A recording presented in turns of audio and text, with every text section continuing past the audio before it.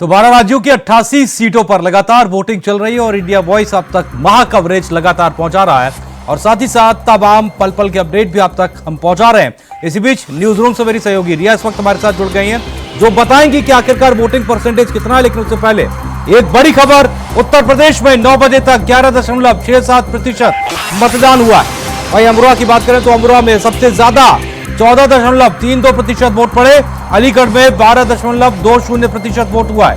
इसके साथ ही साथ और वहीं शशि थरूर क्या कुछ कह रहे हैं, सुनते हैं।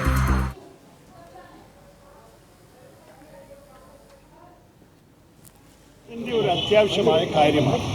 അത് രണ്ടിലും ഞാനും എൻ്റെ അമ്മയും ഒരു വീഴ്ചയില്ലാണ്ട് എപ്പോഴും ചെയ്ത കാര്യങ്ങളാണ്.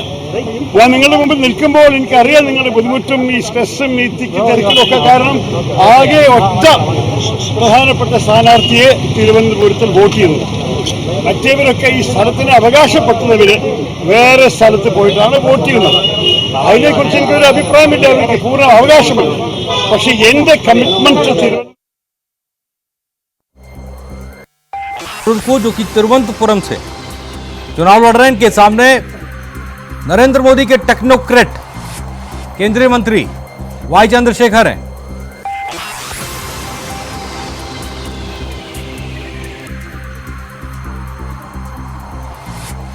तो चलिए अब रुक करेंगे न्यूज रूम का, जहां पर मेरी सहयोगी रिया इस वक्त जुड़ गई हैं जो बताएंगे आखिरकार अब तक वोटिंग प्रतिशत क्या है। 13 राज्यों के 88 सीटों पर वोटिंग जो है लगातार जारी है। सुबह 7 बजे से वोटिंग चल रही है। ये दूसरा चरण है लोकतंत्र के महापर्व के दूसरे चरण में 13 राज्यों की 88 सीटों पर वोटिंग जारी है। मेरे पास आंकड़े हैं उत्तर प्रदेश के। उत्तर प्रदेश की अगर बात की जाए तो 9 बजे तक 11.67% वोटिंग हो गई है।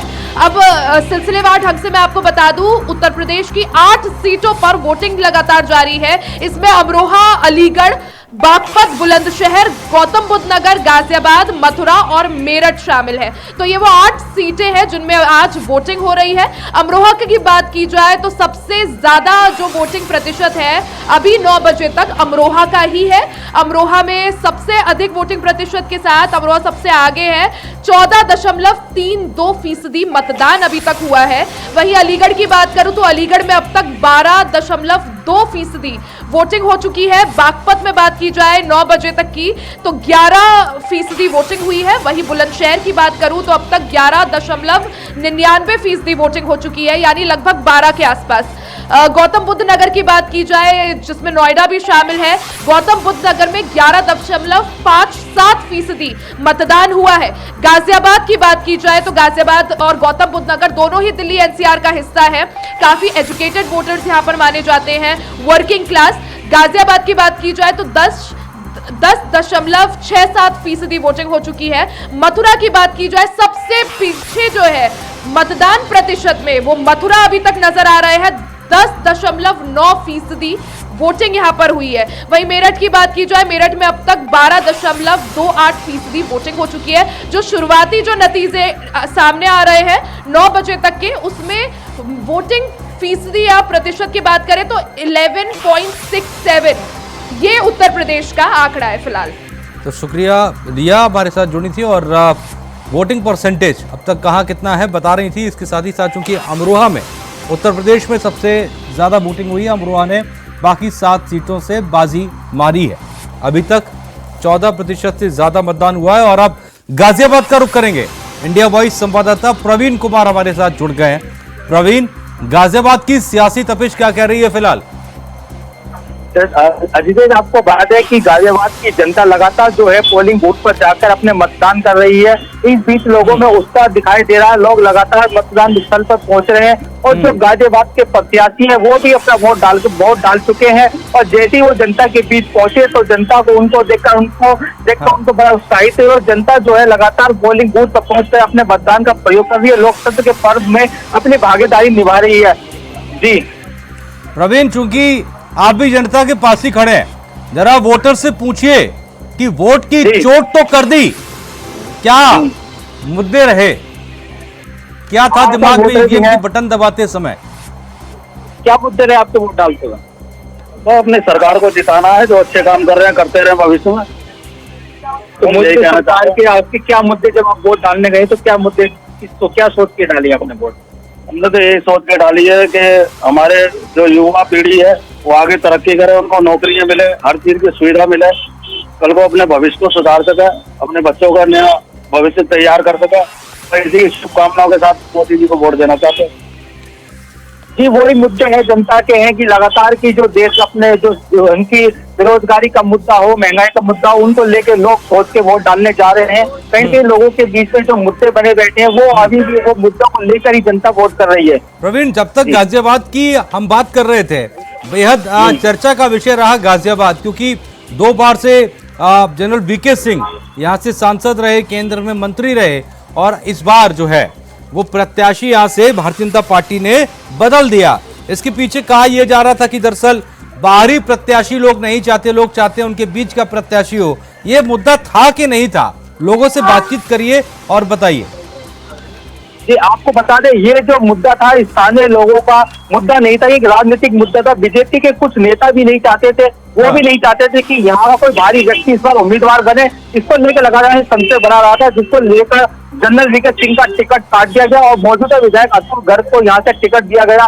और जनता की अगर बात करें, जनता लगातार उन्हीं मुद्दों पे अपना वोट करने जा रही है जो उनकी समस्या बनी हुई है। और कुछ मौजूदा लोग जो वोट डालने जा रहे हैं वो लगातार मौजूदा सरकार से खुश भी दिखाई दे रहे हैं कहीं ना कहीं।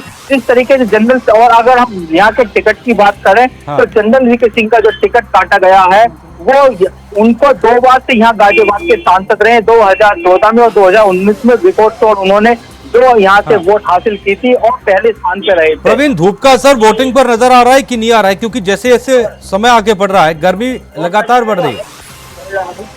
जी, जैसे कि 10 बजे का टाइम हो रहा है, लगातार यहाँ पर टेम्परेचर में भी बढ़ोतरी हो रही है। 33 डिग्री का तापमान का अनुमान लगाया जा रहा था। 10 बजे में इतनी धूप है कि लोग चिलचिलाती धूप में, और लोगों में उत्साह है वोट डालने के लिए। जो पोलिंग बूथ पर लगातार लोगों की लाइन लगी हुई है, क्योंकि वो भी चाहते हैं कि हम भी अपने देश की जो लोकतंत्र की उसमें भागीदारी निभाएं। और लोग सुबह से ही लगातार पोलिंग बूथों पे, जो कि आपको बता दें गाजियाबाद में 10,000 से ज्यादा पोलिंग बूथ बनाए गए हैं, 15,000 से ज्यादा जवान लगाए गए हैं। तो लोग लगातार वहाँ को पोलिंग बूथ के लिए, पोलिंग बूथ पर अपना मतदान करने के लिए पहुंच रहे हैं।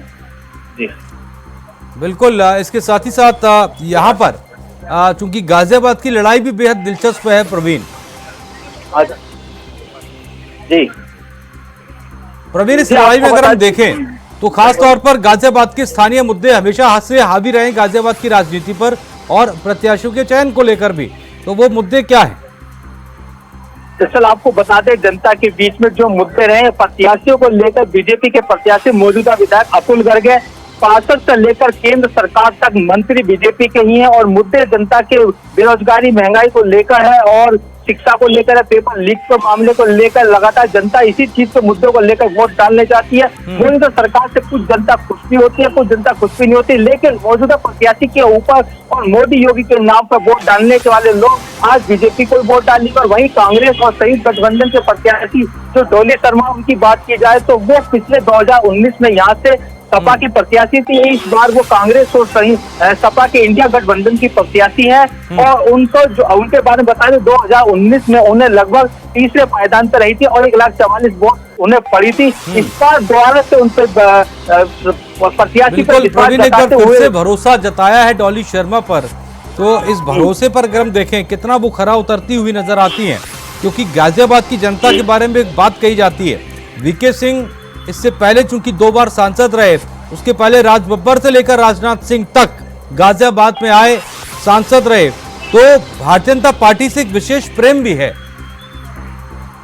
जी, अगर लोकसभा सीट की बात करें तो सन 1991 के राम आंदोलन से लेकर अब तक यहाँ पर बीजेपी का गढ़ माना गया है। और लगातार यहाँ पर सांसद जो है बीजेपी के बने हैं। दरअसल आपको बता दें, सन जब 2004 में हापुड़ गाजियाबाद में हुआ था तो 5 विधानसभा सीट से ये सांसद की सीट बनी थी। और 2004 में जो श्री रमेश चंद्र तोमर यहाँ के सांसद प्रत्याशी थे बीजेपी के, और सुरेंद्र प्रकाश गोयल कांग्रेस के प्रत्याशी थे। इन दोनों के बीच में बड़ा मुकाबला जब हुआ था तो कांग्रेस ने पहली बार 2004 में बीजेपी के गढ़ माने जाने वाली गाजियाबाद सीट को उनको वहां से उन्हें हराया था। उसके बाद से लगातार राजनाथ सिंह और उनके बाद ये Goa general retired doctor V K Singh यहाँ से सांसद चुने गए। 2019 में उन्होंने रिकॉर्ड तो 9,44,000 करीब वोट वीके सिंह को बीजेपी के प्रत्याशी थे उन्हें मिली थी, और डोली शर्मा जो है पिछले चुनावों में तीसरे पायदान पर रही थी जिन्हें 1,44,000 वोट करीबन मिली थी। वहीं बिल्कुल प्रवीण, आप हमारे साथ बने रहिए, आपसे हम पल-पल की अपडेट लेते रहेंगे, आप नजर रखे रहिए। और चूंकि वोटिंग लगातार जारी है, बिहार की लड़ाई बेहद दिलचस्प है, और बिहार में पूर्णिया की बात करें तो सभी की नजरें वहां पर टिक जाती हैं। पप्पू यादव क्या कुछ कह रहे हैं, एक बार सुन लेते हैं। करते हैं, आपको आप देखते हैं, आप लोग अनुभव करते हैं। मैं तो बेटे की तरह चुनाव लड़ा, अब मैं बेटा हूँ, मुझे ब्लेसिंग मिली सबकी कास्टलेस। जितना लोगों ने मरवाने की, मारने की, खत्म करने की, पॉलिटिकल मर्डर करने की कोशिश की, जितना हमको मुझको लगता है कि हम पर प्रेशर बनाया, दबाव डाला, हमें पुलिस प्रशासन से तंग करवाया गया, हमारे कई बार गाड़ी सीज किए गए, कल भी मरवाने की साजिश हुई, और बिना किसी कारण गाड़ी पकड़ लेना, और डीएम के द्वारा यह कहना कि जाओ कोर्ट से चले जाइए, डीएसपी का था उतरो। तो एक लगातार यहाँ आकर के एमपी एमएलए के द्वारा आतंक पैदा करना। देखो, आज ये बहुत बड़ा पर्व है, बहुत बड़ा त्योहार है। जैसे हम हर साल होली दिवाली मनाते हैं, ये उससे भी बड़ा पर्व ये देश के लिए है। अपने भारत को हमको कैसा बनाना है, अपने भारत की जनता, हमारे भारत की आने वाली पीढ़ियां कैसी रहें, ये चुनाव बहुत महत्वपूर्ण चुनाव है। मैं अपने नौजवान साथियों से, अपने भाइयों से, बहनों से और अमरोहा के तमाम जनता से मैं कहना चाहता हूँ, इस बार जो आप वोट डालने जाएं तो अपनी वोट डालें, अपने परिवार की वोट डलवाएं और आस पड़ोस की वोट डलवाएं। मैं ये अपील करना चाहता हूँ पूरी जनता से और भाई बहनों से, बहुत जरूरी है। इस वोट की कीमत बहुत है, एक एक वोट की कीमत बहुत है, तो देश के लिए, अपने परिवार के लिए, देश मतलब वो क्या करें ना, अपने लिए ये जरूर वोट डालें। बहुत अच्छा टर्नआउट हमारे यहाँ होगा और रुझान क्लियर है। जनता जो है देश में सरकार बदलने के लिए वोट कर रही है।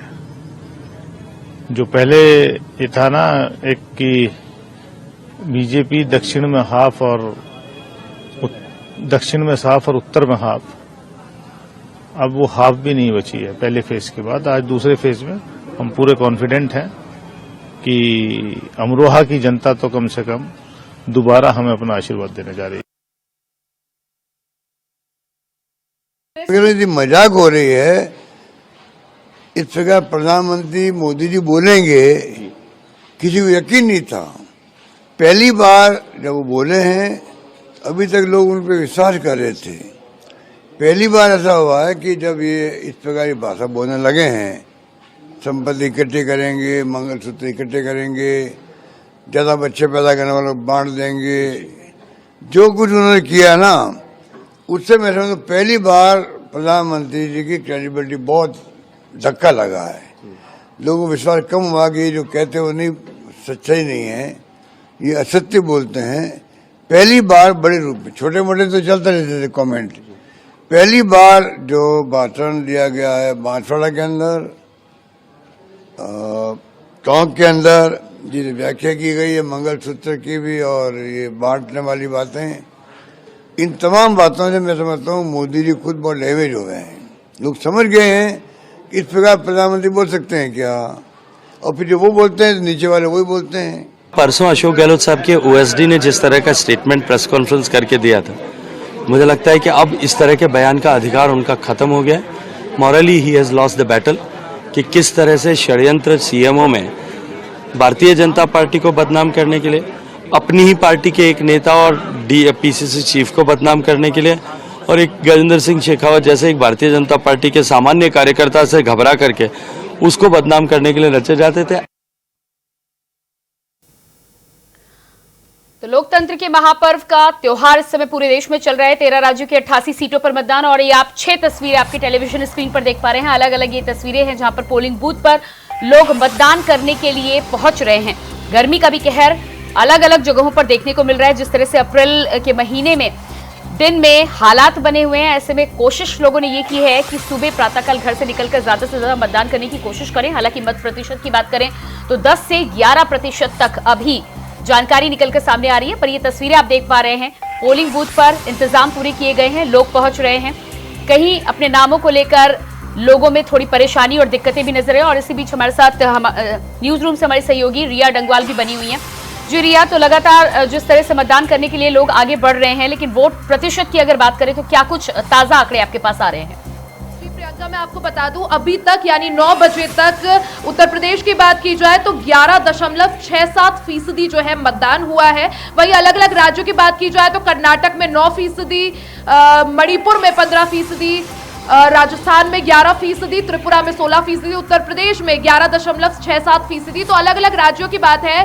13 राज्यों की 88 सीटों पर वोटिंग लगातार सुबह 7 बजे से जारी है। और ये दूसरे चरण का चुनाव प्रियंका इसलिए भी इंटरेस्टिंग है क्योंकि कई सारे जो दिग्गज है उनकी साख यहाँ पर दाव पर है। उनका जो राजनीतिक भविष्य है उसका आज फैसला ईवीएम में कैद हो जाएगा। इसमें राहुल गांधी शामिल है जिनकी वायनाड सीट पर आज चुनाव हो रहा है। साथ ही गजेंद्र सिंह शेखावत की बात करी जाए, केंद्र मंत्री, या स्पीकर ओम बिरला की बात की जाए, पूर्व मुख्यमंत्री वसुंधरा राजे के बेटे दुष्यंत सिंह, वो भी उनकी सीट पर भी आज चुनाव हो रहा है। वो भी वहां से प्रत्याशी है राजस्थान से।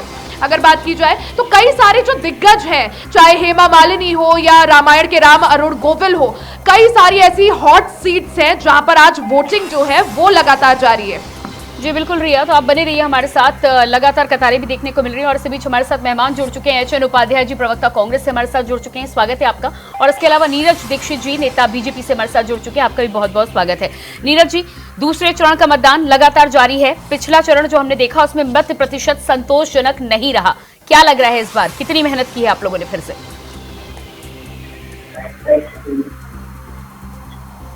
नीरज जी, मेरी आवाज आप तक पहुंच पा रही है? आपके पास वापस आएंगे। एचएन उपाध्याय जी भी हमारे साथ लगातार बने हुए हैं। एचएन उपाध्याय जी, क्या लग रहा है आपको? तैयारी तो पूरी की गई थी, लेकिन मत प्रतिशत की बात की जाए तो पिछली बार आंकड़े ज्यादा अच्छे देखने को नहीं थे, संतोषजनक नहीं थे। इस बार क्या अलग से कोई कोशिश और कवायद की गई है आप लोग की तरफ से?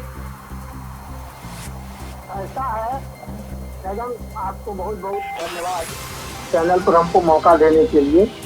देखिए, इस बार का जो चुनाव है 2024 का, शुरू से ही थोड़ा सा जो है उदासीन है। खासतौर से जो 2014-2019 में हमारे युवा मतदाता थे वो बहुत उत्साह पूर्वक भाग लेते थे।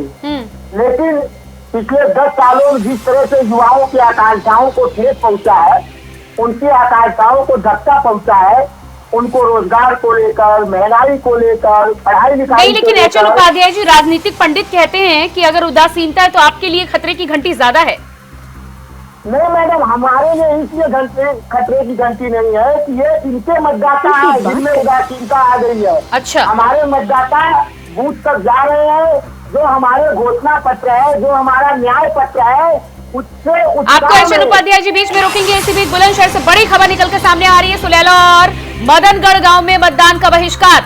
सुलैला और मदनगढ़ गांव में मतदान का बहिष्कार। गांव में विकास न होने से नाराज है ग्रामीण।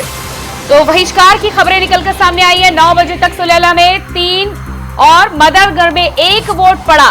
तो अजितेश जी, यहाँ पर देख पा रहे हैं आप कि एक बार फिर से मतदान की बहिष्कार की शुरुआत हो गई है और कहीं ना कहीं ये निराशा का साफ तौर पर प्रमाण है जो दिखाई दे रहा है बुलंदशहर से। बिल्कुल, ये 5 साल की वो कहानी होती है जिसमें इंतजार तमाम वोटर्स करता रहता है कि कोई आएगा, उनकी बात को सुनेगा, और कोई नहीं जाता है। तब आज के दिन उनका ये गुस्सा जाहिर सी बात है निकलता है। हालांकि हम यही कहेंगे कि आप लोग वोट जरूर करें। देखिए, आप उन लोगों को चुनिए जो आपकी बात सुने। आप वोट करिए, वोट ना करना इसका समाधान नहीं होता है। जी बिल्कुल, तो यहाँ पर बुलंदशहर से बड़ी खबर आपको बता रहे हैं। सुलैला और मदनगढ़ गांव में मतदान का ग्रामीणों ने किया बहिष्कार। अब तक केवल 3 और 1 वोट अलग अलग शहरों में पड़े हैं। तो यहाँ पर साफ तौर पर जिस तरह से पहले चरण के चुनाव में उत्तराखंड और कई जगह पर मतदान का बहिष्कार किया गया था, नाराज वोटर्स के माध्यम से इस बार भी इस तरह की जानकारियां निकलकर सामने आ रही हैं। और साफ तौर पर ये कहीं ना कहीं राजनीतिक गलियारों में नेताओं के लिए एक तरह का आईना है कि 5 साल आप तमाम दावे करते हैं, जनता के बीच जाने की बात करते हैं और उसके बाद 5 साल जब जनता को धोखा मिलेगा तो जनता के पास आज का दिन है, आज का वो अधिकार है जिसका जनता भरपूर मात्रा में इस्तेमाल कर सकती है। फिर आपका साथ मिले तो वो देश बनाने के लिए किया जा सकता है या फिर इस तरह की नाराजगी जाहिर करने के लिए। बिल्कुल, और ये तस्वीरें भी इस वक्त आप देख पा रहे हैं जहां पर तमाम वो लोग जो गांव में रहते हैं और अपनी नाराजगी व्यक्त कर रहे हैं, बैठे हुए हैं और वोट ना करने की बात कर रहे हैं। हालांकि ये चुनाव आयोग के लिए भी चिंता का विषय है, क्योंकि चुनाव आयोग की तरफ से काफी बड़ा बजट इसको लेकर खर्च किया जाता है, वोटर्स को घर से निकालने को लेकर, वोटर्स को जागरूक करने को लेकर। लेकिन अफसोस कि उनकी भी नजर यहां तक नहीं पहुंच पाती है कि कुछ लोग ऐसे भी हैं जो परेशान है किसी मुद्दे को लेकर और अब ये वोट का बहिष्कार कर रहे हैं। हालांकि देखिए, तमाम लोग समझाने के लिए उन्हें पहुंचे हैं, लेकिन बड़ा सवाल ये है कि दरअसल देखिए, चुनाव आयोग अपना काम कर रहा है, पुलिस वाले पहुंचे हैं, बातचीत कर रहे हैं, समझा रहे हैं, लेकिन वाकई में जिनका ये काम है, अगर इनके प्रतिनिधि जनता जिन्हें चुनती है, अगर ये इनके पास पहले पहुंच जाएं और इनकी बातों को सुन लें तो ये नौबत ही नहीं आएगी, ये गारंटी है। और इसी के साथ बुलंदशहर से हमारे साथ संवाददाता भी जुड़ चुके हैं, वरुण हमारे साथ जुड़ चुके हैं। जी वरुण, बुलंदशहर की अगर बात करें तो जिस तरह से जानकारी निकल कर सामने आ रही है, सुलेला और मदनगढ़, इन 2 गांवों में ग्रामीण बहिष्कार करते हुए नजर आ रहे हैं, क्या ताजा जानकारी है? जी बिल्कुल, बता दूं, स्याना थाना क्षेत्र के गांव हैं जहां 2 गांव हैं जहां मतदान का बहिष्कार किया गया है। यहाँ के लोगों का कहना है कि सरकार ने, जो यहाँ के जनप्रतिनिधि हैं, उन्होंने विकास नहीं किया है। और मैं आपको अपडेट कर दूं, अब तक बुलंदशहर में पहासू, स्याना और डिवाई 4 क्षेत्रों में 4 बूथों पर मतदान का बहिष्कार हुआ है। यहाँ पर अभी तक मतदान एक भी नहीं डाला है, मतदाता नहीं पहुंचे हैं और लगातार जो पुलिस प्रशासन या प्रशासन के लोग हैं वो उन्हें मनाने की कोशिश कर रहे हैं, किसी तरह से जो मतदान है वो वहाँ पर हो, मतदाता वहाँ पहुंचे। जो ग्रामीण है उनकी मांग है, उनका कहना है कि जो क्या कहते हैं विकास है वो विकास वहाँ पर नहीं हुआ है। कई जगह गड्ढे भरे हुए हैं, पानी भरा हुआ है, सड़क नहीं बनी है। क्या अलग अलग जो उनके मुद्दे हैं, उन मुद्दों को लेकर उन्हें चुनाव का बहिष्कार किया है।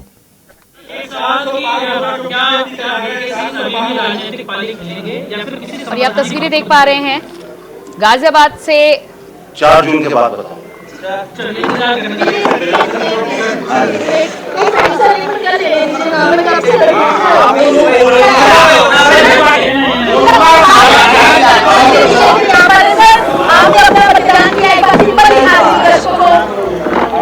क्या कहेंगे आप इस पर? आप क्या कहेंगे?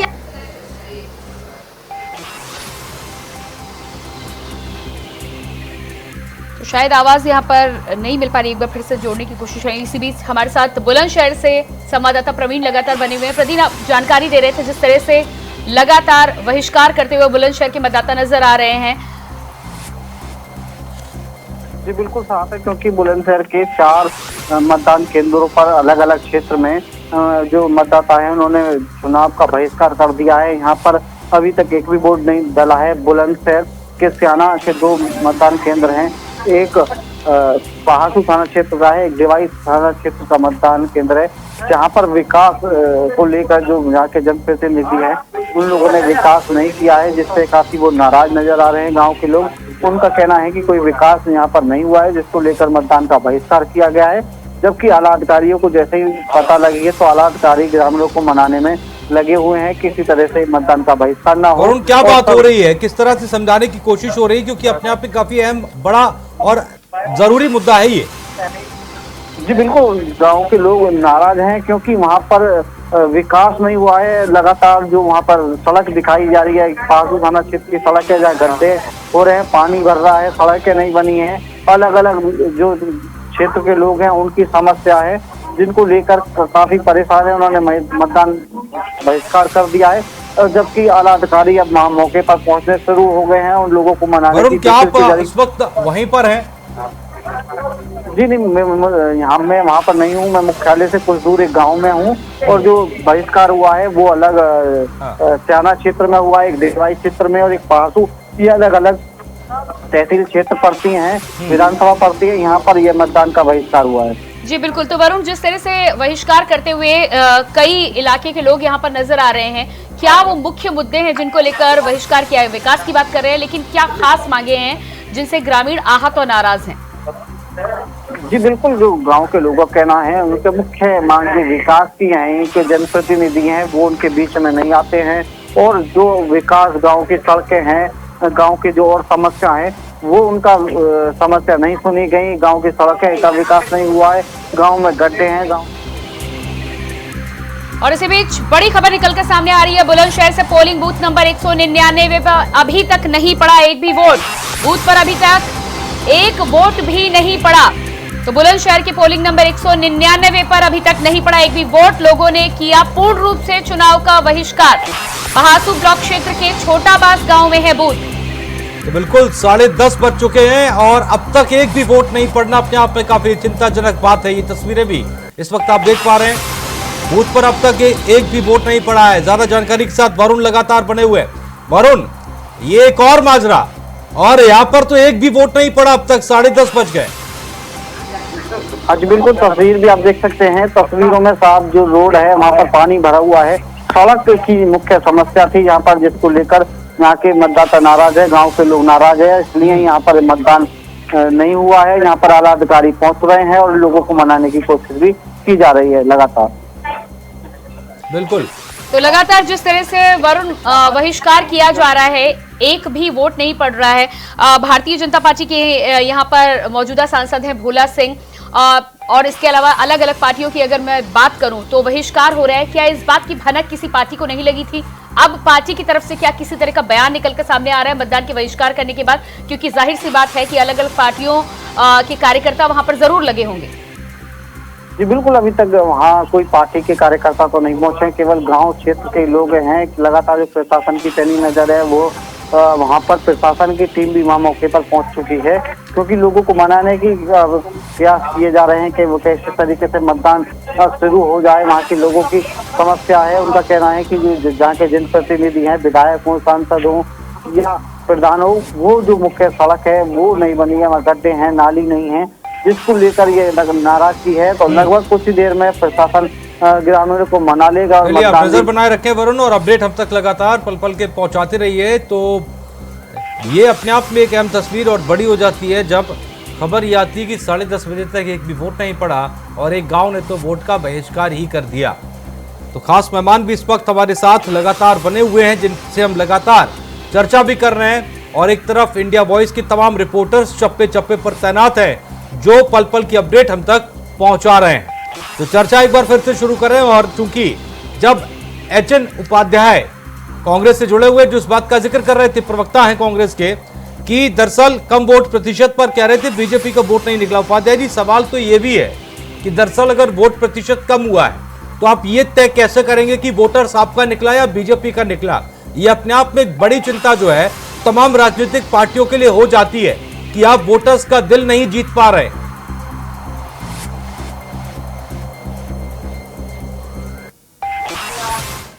विकास के नाम पर जो है जनता इनको 2 बार विकास भेजी, और जो इनके प्रतिनिधि हैं और जो भी योजनाएं हैं उनका सही ढंग से जमीन पर काम हुआ नहीं। ये भी एक वोट का कारण है, तो उसका परिणाम थोड़ा हम लोग भी भोग रहे हैं। लेकिन हमारे वोटर उत्साह में है कि जो हम लोग विकास के नाम पर, सबका विकास के नाम पर, एक जुमले के नाम पर हम लोगों ने 2014-19 में इनको जिताकर भेजा है। प्रदेश में हमने बहुमत दिया, सरकार बनाई, लेकिन विकास के नाम पर 0। और जो हमारा घोषणा पत्र है, न्याय पत्र है, उस पर पूरा विश्वास करके पूरी जनता जो हमारे सपोर्टर है, इंडिया गठबंधन के सपोर्टर है, वो निश्चित रूप से देगी। जनता तो ये पूछ रही है ना कि भरोसा कैसे करें, भरोसा कैसे करें, तब जब यही मुद्दे आज से 10 साल पहले भी थे, और चूंकि उससे पहले 10 साल आपकी सरकार रही, तो 10 साल तो कैसे करेंगे ये भरोसा, जनता पूछ रही है। अरे भैया, 10 साल हमारी सरकार नहीं थी तो हमने मनरेगा जैसी योजना लाए, खाद्य सुरक्षा जैसी लाए, है किसानों को भूमि अधिग्रहण जैसी लाए, RTI कानून जैसा ले आए, गरीब 25 करोड़ लोगों को गरीबी रेखा के बाहर निकाले। हाँ, प्रति व्यक्ति आय हमने बढ़ाया, प्रति व्यक्ति आय 1951 में 100 रुपया प्रति व्यक्ति थी।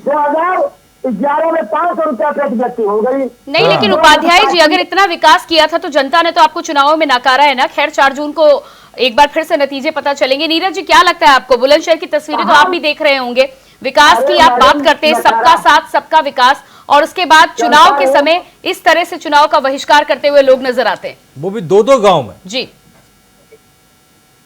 का विषय है कि वहां पे क्यों नहीं वोट पड़े, जो प्रतिनिधि वहां पर थे उन्होंने क्या कार्य किया क्या नहीं किया, ये हमारा शीर्ष नेतृत्व इस चीज को देखेगा। अरे आप ही के सांसद हैं नीरज जी। जी, मैंने तभी बोला ना कि इसको शीर्ष नेतृत्व देख रहा होगा और जरूर वहां पे जो इलेक्शन कमीशन है उनसे बातचीत करके वहां पे लोगों से निवेदन किया जा रहा होगा। परंतु आपके चैनल के माध्यम से मैं वहां के मतदाताओं से यही कहना चाहूंगा कि ठीक है, आपकी ये नाराजगी सड़कों को नालियों को लेकर के हो सकती है, परंतु ये चुनाव देश का है और देश का चुनाव जो है वो देश आगे किस और बढ़ना चाहिए। गांव के लोग सर वोट पाकिस्तान पर तो देंगे नहीं, देखिए जाहिर सी बात है। पहले कहेंगे सड़क बना दो घर के बाहर पक्की मजबूत, उसके बाद हम देख लेंगे सर। बॉस, मैं यही बताना, मैं उसी विषय पे आ रहा हूँ, मैं ऐसा भटका नहीं रहा विषय को, आप पहले पूरा सुन लीजिए। तो देश का चुनाव है, सड़क नहीं बनी, नाली नहीं बनी, उस चीज के लिए राज्य का चुनाव होते हैं। जब विधायक वाले चुनाव होंगे तब वो अगर उस समय पर देखिए उनकी नाराजगी थी, उन्होंने अब तक दिखा दिया, मीडिया चैनल्स पे भी आप लोगों के माध्यम से हमारे शीर्ष नेतृत्व ने देख लिया है, तो इसमें कोई शक वाली बात नहीं है। मोदी जी जन जन के नीरज जी, डबल इंजन की सरकार जब आप कहते हैं और केंद्र और राज्य की बार बार बात करते हुए नजर आते हैं, जनता से भी आप कहते हैं डबल इंजन की सरकार बना दो, डबल इंजन की सरकार के बाद जब इस तरह की सड़कें होंगी, आम आदमी को ये नहीं पता है कि 5 साल और इंतजार करना होगा या कब विधानसभा के चुनाव आएंगे और उसके बाद सड़कों की बात होगी। बिल्कुल, और सांसद क्या करेंगे सर फिर? देखिए सड़कें वहां पे पहले बनी थी नहीं बनी थी, क्या पता बारिश में वो खराब हो गई हो, ये एक देखने वाला विषय है कि वहां पे क्या दिक्कत रही है। ये तो आप और मुश्किल खड़ी कर रहे हैं सर, ऐसी सड़कें बना रहे हैं बारिश में खराब हो जा रही है। देखिए बारिश में तो बारिश का पानी कहीं भी लगता है, हम लोग अपना घर भी कितना मजबूत बनाते हैं लेकिन उसमें सीलिंग की दिक्कत आ ही जाती है। तो ऐसा ठीक है, मैं इन मुद्दों से भागना नहीं चाह रहा हूँ, मैं इस चीज को खुद ही एक्सेप्ट कर रहा हूँ कि वहाँ की अगर जनता नाराज है तो जायज बात है कि वहाँ पे नाराजगी उन लोगों के दिल में होगी। अच्छा, ये बताइए कि आप तो कहते हैं कि पूरा साल भर बीजेपी चुनावी मोड में रहती है, माइक्रो मैनेजमेंट से लेकर पन्ना प्रमुख तमाम तैयारियां हो रही हैं, कैसे छूट गए ये गांव? देखिए छूटे नहीं है, ठीक है, वहाँ पे नाराजगी होगी लोगों के बीच में, उस नाराजगी को दूर करने का तो आपके कार्यकर्ता भाप नहीं पाए नाराजगी? देखिए वहां पे होगा, क्या पता पहले भी संगठन को पता होगा, परंतु आज इलेक्शन कमीशन वगैरह हमारे कार्यकर्ता और सभी पार्टियों के अन्य दल के कार्यकर्ता भी लगे हुए होंगे वहां पे और कार्य अपना कर रहे होंगे, कोशिश कर रहे होंगे कि वो लोग मतदान करें, किसी प्रकार से देश को लेकर के किस प्रकार से देश का वर्चस्व पूरे दुनिया में बढ़ रहा है मोदी जी को लेकर के, उसके लिए वो निकल के वोट करें। मैं उन लोगों से निवेदन करना चाहूंगा जो उनकी नाराजगी थी, अब तक हमारी शीर्ष नेतृत्व को दिख गया है और शीर्ष नेतृत्व अवश्य ही हम सभी जानते हैं कि मोदी जी एक एक चीजों को लेकर के सीरियस रहते हैं, उन तक ये बात अवश्य आपके चैनल के माध्यम से गई होगी। जी मैं एक सेकंड में आपके पास आ रहा हूं। नीरज जी देखिए, मैं एक बार फिर से कहूंगा और साफ साफ कहूंगा, देखिए, और आप चूंकि भारतीय जनता पार्टी के नेता हैं, जमीन से भी जुड़े रहते ही होंगे, तो इसीलिए मैं इस बात को जिक्र करूंगा। देखिए आम आदमी को सर रोटी कपड़ा मकान 3 चीजें की बहुत ज्यादा जरूरत होती है। देशभक्ति सर बहुत जरूरी है और सबके अंदर होनी चाहिए, और देश पहले रोटी बाद में, ये बात भी बिल्कुल सही है। लेकिन जब आप ये बात कहते हैं कि सर ये चुनाव राष्ट्रीय मुद्दों का है, इस पर सर गली और राज्य, सर आप सीधी बात समझिए ना, सांसद सर क्या काम करेगा सर? सांसद का काम है ना सर अपने क्षेत्र में देखना। एक बार आपका सांसद अगर सांसद निधि एक बार में खर्च कर देना पूरी, तो सर समझिए कि वापस आपकी सरकार आ रही है फिर, लेकिन ऐसा होता नहीं है। जी बिल्कुल। और जितेश जी, प्रधानमंत्री मोदी का चेहरा और बड़े बड़े चेहरे तभी अच्छे लगते हैं जब गांव की सड़कें दुरुस्त हों। देखिए गांव गांव तक सड़क पहुंचाने का काम जो था प्रधानमंत्री सड़क योजना, ये हमारे बीजेपी के एनडीए के ही सरकार ने इसको शुरुआत की थी। इससे पहले की जो सरकारें थी उन्होंने कभी भी इन सब चीजों पे ध्यान नहीं दिया था। आज अगर गांव के अंदर अच्छी अच्छी सड़कें हैं, ठीक है कुछ गांव छूट गए होंगे, वो हमारे जो प्रतिनिधि है उनसे कहीं कोई चूक हुई होगी, उसका शीर्ष नेतृत्व ध्यान दे रहा होगा, परंतु आज जो हर जगह पूरे देश के अंदर जिस प्रकार से हाईवे एक्सप्रेसवे गाँव के अंदर सड़कें बनी है, आप एक इस गांव का दिखा रहे हैं, परंतु अन्य गांव में भी लोग इसी को लेकर के हाईवे बना के आप गांव छोड़ दें, जिन ग्रामीणों को, जिन किसानों को बेहद जरूरत है, जिन्हें शिक्षा के लिए, अपने रोजगार के लिए, कामकाज के लिए तो हाईवे जितना जरूरी है आपके ग्रामीणों को इतना जरूरी नहीं समझते उपाध्याय जी? मैं प्रियंका जी आपको करेक्ट करना चाहूंगा कि मैंने अभी आपको बोला कि 1-2 गांव छूट गए होंगे। ये हमारे सर नीरज सर 4 गांव के लोग बहिष्कार करते हुए नजर आ रहे हैं। मैं वही कह रहा हूँ 100 गांव में अगर 100 गांव में अगर 4-5 गांव छूट गए होंगे ये भी है, परंतु हम मेरा ऐसा मानना है कि हम लोगों को और भी चीजें दिखानी चाहिए कि लोग अन्य जगहों पर भी दिखा रहे हैं कर रहे हैं सड़कों गाँव के अंदर दिखा रहे हैं, वो भी दिखा रहे हैं की बात पर हमारे न्याय पत्र पर घोषणा पत्र पर बात कर मान कर विश्वास कर इंडिया गठबंधन को वोट देने के लिए निकले, उनकी सभी आकांक्षाएं पूरी होगी। और खासतौर से जो भारतीय जनता पार्टी के सांसद और ये लोग प्रत्याशी है, इन लोगों को रहा कि चलो भाई ऐसे ही चुनाव जीत गए हम लोग, पुलवामा के नाम पर, सालागढ़ वापस लाने के नाम पर 2 लाख रुपए। जाइए पहले आप अपना मैनिफेस्टो ठीक करिए। आप लोगों के अपने घर को गहनों को ही हड़पने की कोशिश कर रहे हैं और आप यहाँ पे बैठ करके ऐसी बातें ना करें तो ज्यादा ठीक रहेगा। पाकिस्तान मुसलमान मंगलसूत्र इस पर वोट मांगेंगे, हम चुनाव जीत जाएंगे। हमको गाँव में जाने की क्या जरूरत है, सड़कें बनवाने की क्या जरूरत है? वोट नहीं मांग रहे हैं, इसकी शुरुआत आपने की अपने मैनिफेस्टो में ला करके। आपने अपनी मैनिफेस्टो में ला करके इस चीज का जिक्र किया है, मोदी जी ने नहीं किया है। आने वाली नहीं है, इनके जुमले में आने वाली नहीं है। अब हमारे न्याय पत्र पर विश्वास करके इंडिया गठबंधन को हमारी देश की जनता, प्रदेश की जनता विजयी बनाएगी। आपके न्याय पत्र को सर, आपके न्याय पत्र को सैम पित्रोदा ने क्या कहा सर, आपको पता है? हमारे पूरे न्याय पत्र की आपकी जितनी मेहनत थी सारी पानी फेर दी और सेल्फ गोल कर दिया। नहीं, हमारे उन्होंने जगह उनका व्यक्तिगत बयान है और हमारे कौन है वो सर? योगदान है सर वो है कौन सैम पित्रोदा? संचार क्रांति के जनक माने जाते हैं।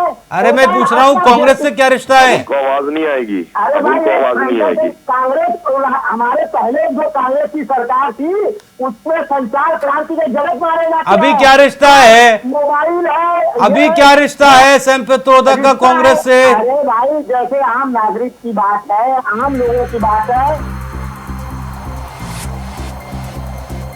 और इसी बीच अमरोहा से बड़ी खबर निकलकर सामने आ रही है। मतदान केंद्र के अंदर फोन लेकर जाने को लेकर हुई नोकझोंक। अमरोहा से झड़प की खबरें। पोलिंग बूथ पर मोबाइल लेकर पहुंचे थे प्रत्याशी दानिश अली, पुलिसकर्मी के विरोध करने पर हुई नोकझोंक। तो अमरोहा से इस वक्त जानकारी निकलकर सामने आ रही है। मोबाइल फोन लेकर पुलिसकर्मियों से भिड़े दानिश अली। तो बिल्कुल कांग्रेस के प्रत्याशी हैं, इंडिया गठबंधन से प्रत्याशी अमरोहा में कंवर सिंह तंवर को टक्कर दे रहे हैं और वोटिंग सेंटर में मोबाइल लेकर जा रहे थे और झड़प हो गई पुलिस से और पुलिसकर्मी के विरोध करने पर यह रोकझोंक हो गई दानिश अली की।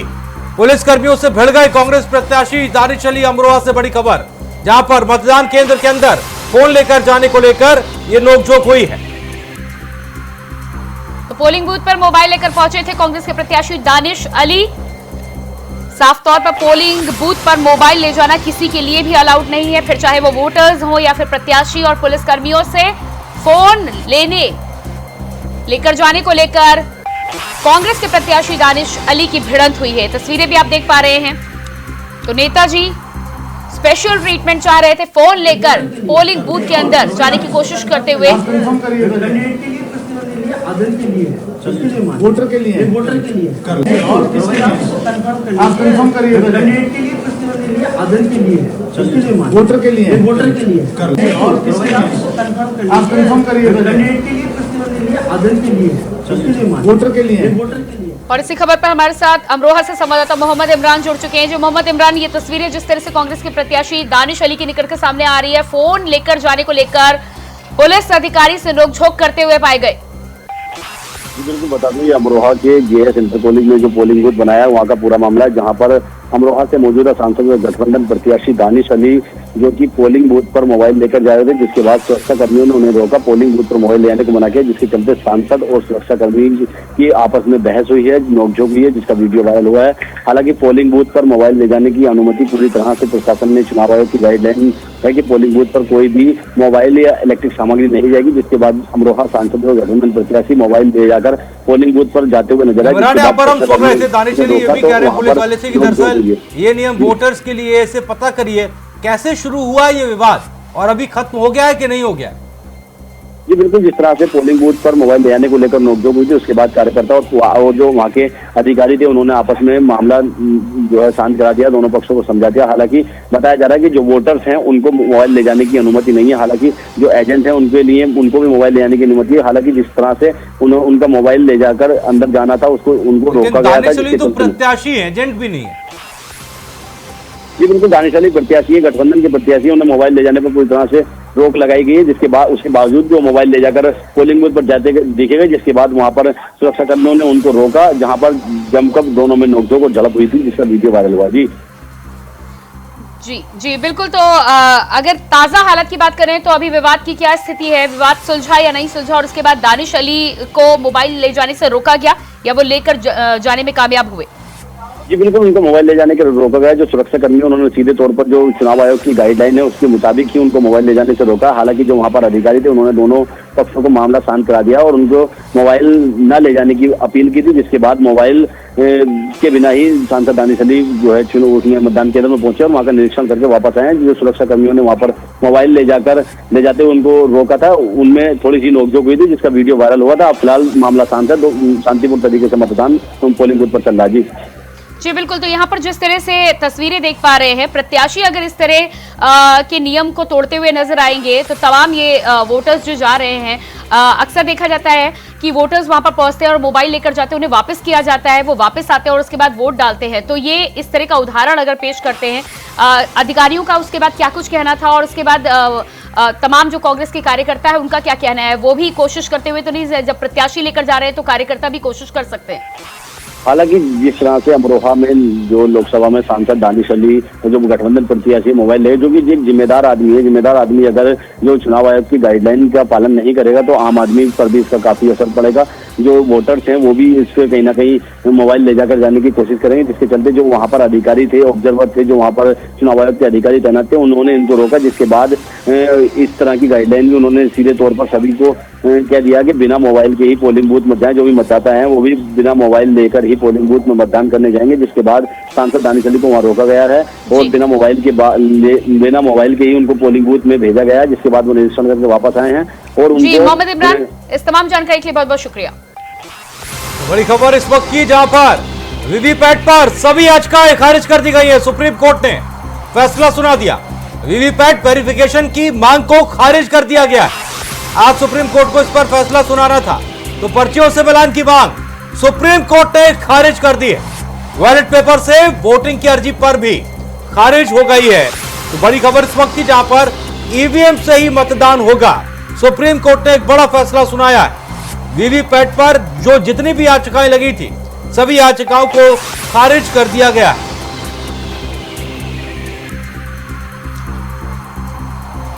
ज्यादा जानकारी के साथ रिया न्यूज रूम से इस वक्त हमारे साथ जुड़ गई हैं। रिया, फैसला आखिरकार आ गया जिसका इंतजार कर रहे थे सभी लोग। अजितेश जी, काफी लंबे समय से इसका इंतजार था। 2 दिन पहले सुप्रीम कोर्ट ने जो है फैसला सुरक्षित रख लिया था। आज ये चीज साफ हो गई है और सुप्रीम कोर्ट ने साफ और स्पष्ट शब्दों में कह दिया है कि ईवीएम से ही चुनाव होगा।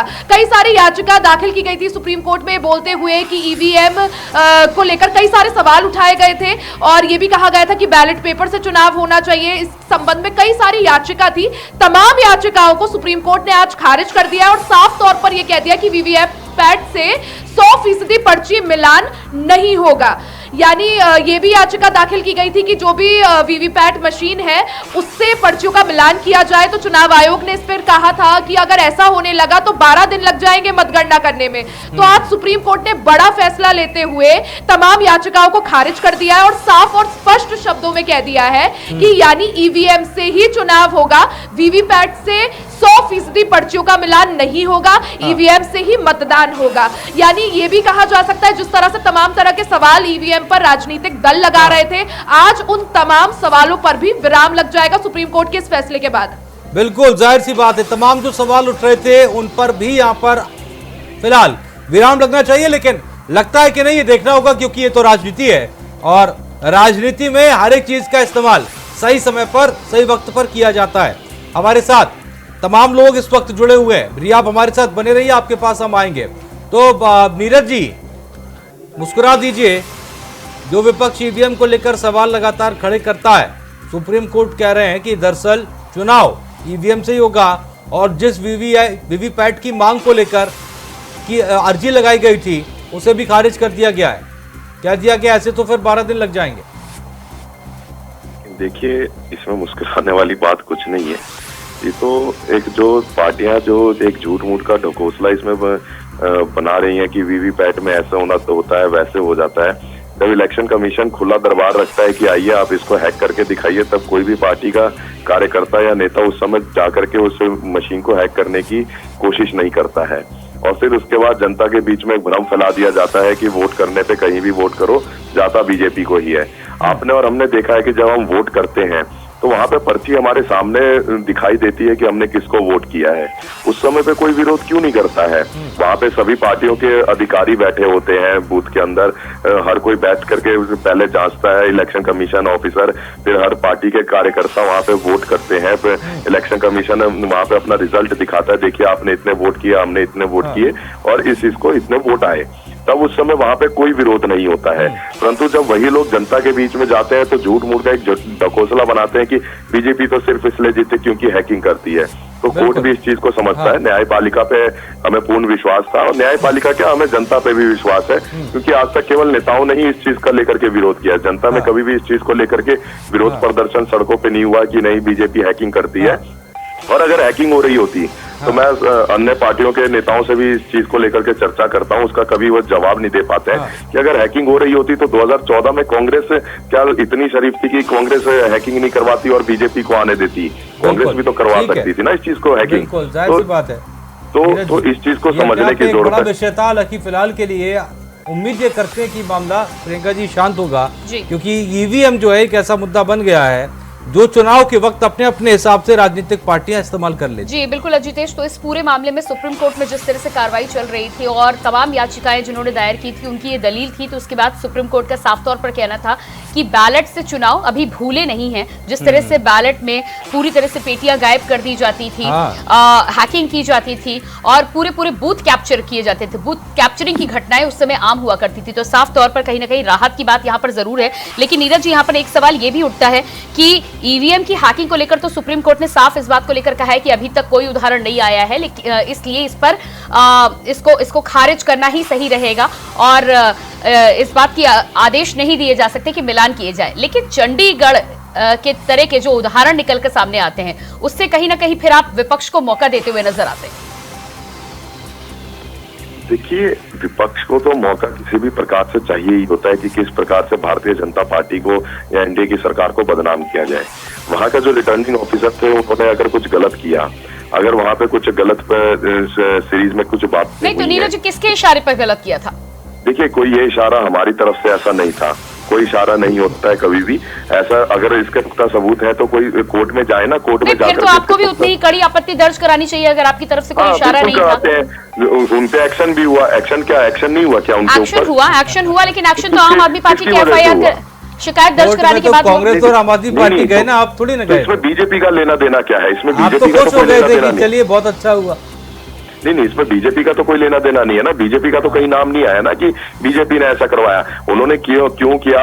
हम भी तो आरोप लगा सकते हैं कि ऐसा आम आदमी पार्टी के नेताओं ने करवाया ताकि बीजेपी को बदनाम किया जा सके। हम भी तो ये चीजें बोल सकते हैं, परंतु हमने जाना चाहिए था ना इसको लेकर। फिर देखिए, मैं कह रहा हूँ ना कि इन सब चीजों को लेकर के हमने कड़ी कार्रवाई की। अगर वो निर्दोष अगर दोषी वो पाए गए तो हमने उस पर एक्शन लिया ना। ऐसा तो नहीं है कि हमने अपने मतलब जिस तरीके से लोग हम पे आरोप लगाते हैं कि इलेक्शन। नीरज जी, फैसला तो कोर्ट से आया था ना, और मुझे लगता है कि अगर आप चाहते हैं कि ईवीएम पर सवाल ना उठाया जाए तो फिर पारदर्शिता हर क्षेत्र में होनी चाहिए और इस तरह के लूप होल्स अगर आप छोड़ेंगे तो फिर विपक्ष को पक्का मौका मिलेगा। आपके पास में पारदर्शिता की बात अगर आज इस देश में होती है तो वो नरेंद्र मोदी जी के कार्यकाल में ही होती है। अन्य नहीं तो आप भी जानती है, पहले के प्रधानमंत्री बोला करते थे कि ऐसे अधिकारियों से भी बचना चाहिए जो फेवर देना चाहते हैं। देखिए, हमारे भी परिवार में 5 उंगलियां बराबर नहीं होते, कहीं ना कहीं कुछ ना कुछ गलत चीजें होती है, तो उनको दूर करने का काम किया जा रहा है ना। नहीं नीरज जी, आप जवाब देते हैं अगर कोर्ट के फैसले से पहले आपने अपने स्तर पर कार्रवाई की होती। ठीक है, मैं आपके पास आऊंगी। रिया जी भी हमारे साथ लगातार बनी हुई। रिया, लगातार जिस तरह से यहाँ पर फैसला अब सुप्रीम कोर्ट का आ चुका है। कहीं ना कहीं एक बार जो तमाम उम्मीदें विपक्ष को लग रही थी कि कोर्ट से कुछ फैसला आएगा, उसको कोर्ट ने खारिज कर दिया। साफ तौर पर कहा है कि क्योंकि अभी तक ऐसा कोई उदाहरण आया नहीं है, इसलिए इस पर फैसला लेने की फिलहाल जरूरत नहीं है। आगे सुधार की गुंजाइश जरूर है। जी रिया। जी प्रियंका, बिल्कुल जिस तरह से लगातार विपक्ष हमने देखा था कि पहले चरण के मतदान से पहले ही विपक्ष ने ईवीएम का मुद्दा जो है उठाना शुरू कर दिया था, लेकिन अब जिस तरह से सुप्रीम कोर्ट ने तमाम जितनी भी वीवीपैट पर सवाल उठाते हुए या ईवीएम पर सवाल उठाते हुए याचिका दाखिल हुई थी, सुप्रीम कोर्ट ने आज उन सभी याचिकाओं को खारिज कर दिया है। साथ ही स्पष्ट शब्दों में सुप्रीम कोर्ट ने कहा है कि बैलेट पेपर से चुनाव नहीं होगा, चुनाव ईवीएम से ही होगा। साथ ही सुप्रीम कोर्ट ने यह भी कहा है कि जो ईवीएम मशीन होगी वो 45 दिनों तक सुरक्षित रहेगी। साथ ही बैलेट पेपर से मतदान की अर्जी को भी सुप्रीम कोर्ट ने खारिज कर दिया है। आपको यह भी बता दूं कि ईवीएम और वीवीपैट का जो 100% मिलान को लेकर जो अर्जी डाली गई थी कि पर्चियों का मिलान होना चाहिए, उसको भी आज सुप्रीम कोर्ट ने खारिज कर दिया। यानी स्पष्ट संदेश दिया है, जो भी तमाम याचिकाएं थी सबको खारिज कर दिया है। और इससे एक तरह से यह भी हुआ है कि जो विपक्ष जो मुद्दा उठा रहा था, अब उस पर एक विराम लग पाएगा। वीवीपैट पर सभी याचिकाएं सुप्रीम कोर्ट ने इसी के साथ खारिज कर दी है। 2 दिन पहले जो है फैसला सुरक्षित रख लिया था, आज ये फैसला सबके सामने आ गया है। प्रियंका। जी बिल्कुल। जी अजितेश, तो जिस तरह से यहाँ पर हम देख पा रहे हैं कि सुप्रीम कोर्ट का फैसला आया है, बीजेपी के लिए खुशी की बात यहाँ पर जरूर है, लेकिन कहीं ना कहीं तमाम आशंकाओं से सुप्रीम कोर्ट ने पर्दा हटा दिया है। साफ तौर पर कह दिया है कि जनता को अगर कोई शिकायत नहीं है, हैकिंग की अब तक कोई खबर निकलकर सामने नहीं आई है, तो बेवजह इस पर चर्चा और बहस करने का जो सिलसिला लगातार चल रहा था, उस पर विराम लगाने की कोशिश सुप्रीम कोर्ट ने की। बिल्कुल, और जाहिर सी बात है वो दौर भी एक था जब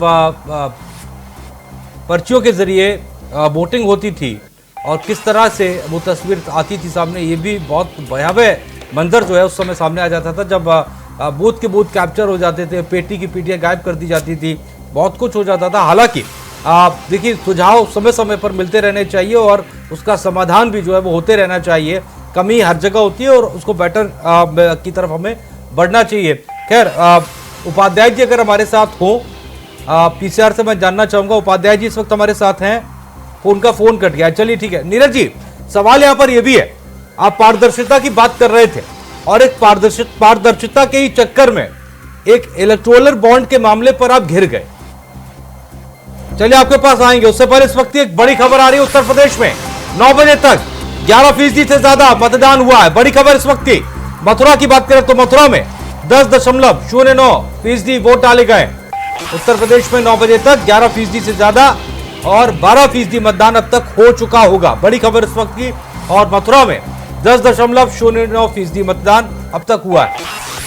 तो उत्तर प्रदेश में 9 बजे तक 11.67% तक हुआ मतदान। मथुरा में अब तक 10.09% डाले गए वोट।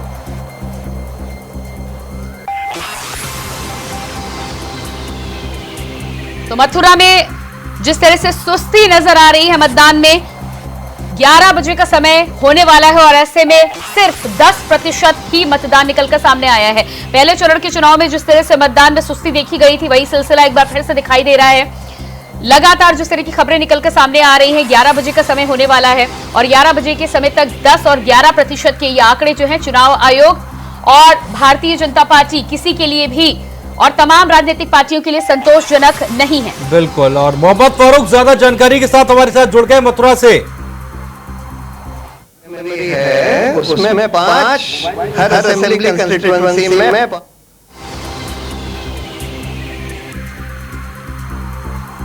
तो वीवीपैट के मसले पर प्रशांत भूषण बोल रहे हैं।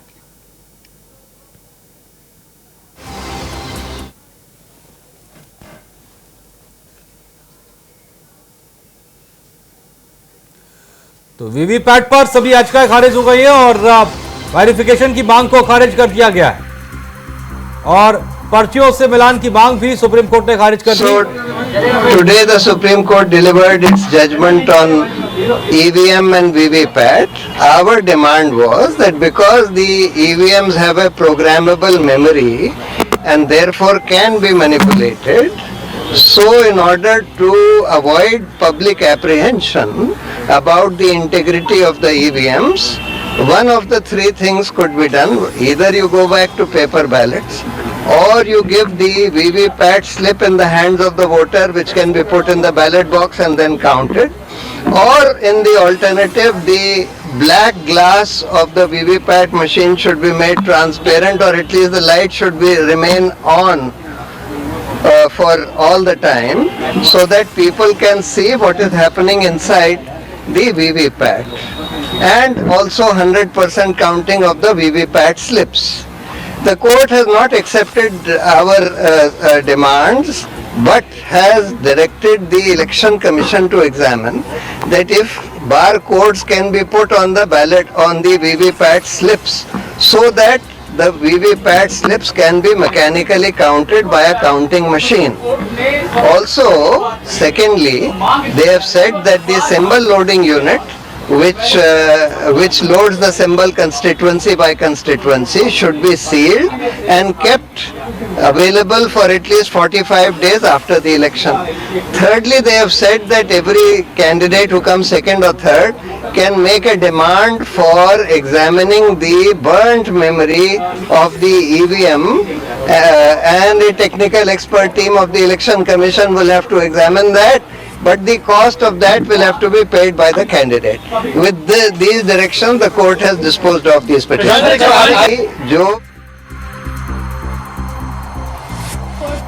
मामले में फैसले के बाद साफ तौर पर उनका कहना था कि उन्होंने याचिका दायर की थी बैलेट पेपर को लेकर, लेकिन साफ तौर पर सुप्रीम कोर्ट ने उसे खारिज किया है।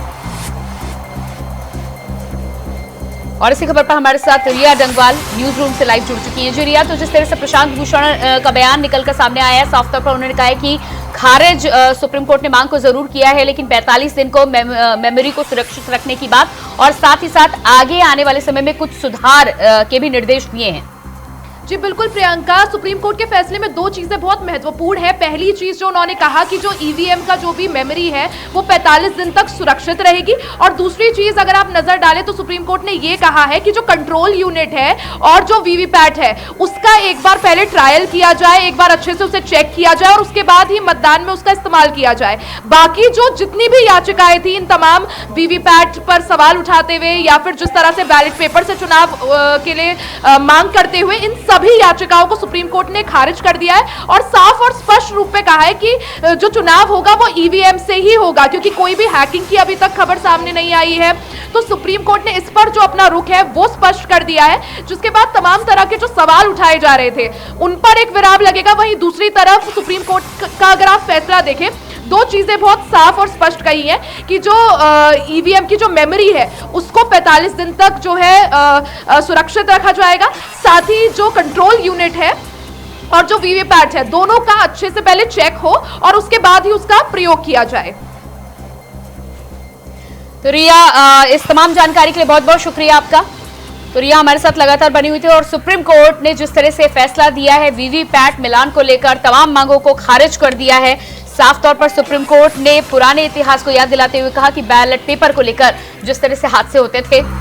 तो इस वक्त की बड़ी खबर आ रही है, बड़ी खबर उत्तर प्रदेश में मतदान को लेकर 9 बजे तक 11% से ज्यादा मतदान हुआ है, तो वहीं मथुरा में अब तक महज 10% वोट डाले गए। 9 बजे तक का ये आंकड़ा आपको बता रहे हैं। तो मथुरा में वोटिंग धीमी गति से चलती हुई, और धीमी मतलब बेहद धीमी, 9 बजे तक महज 10% वोट डाले गए।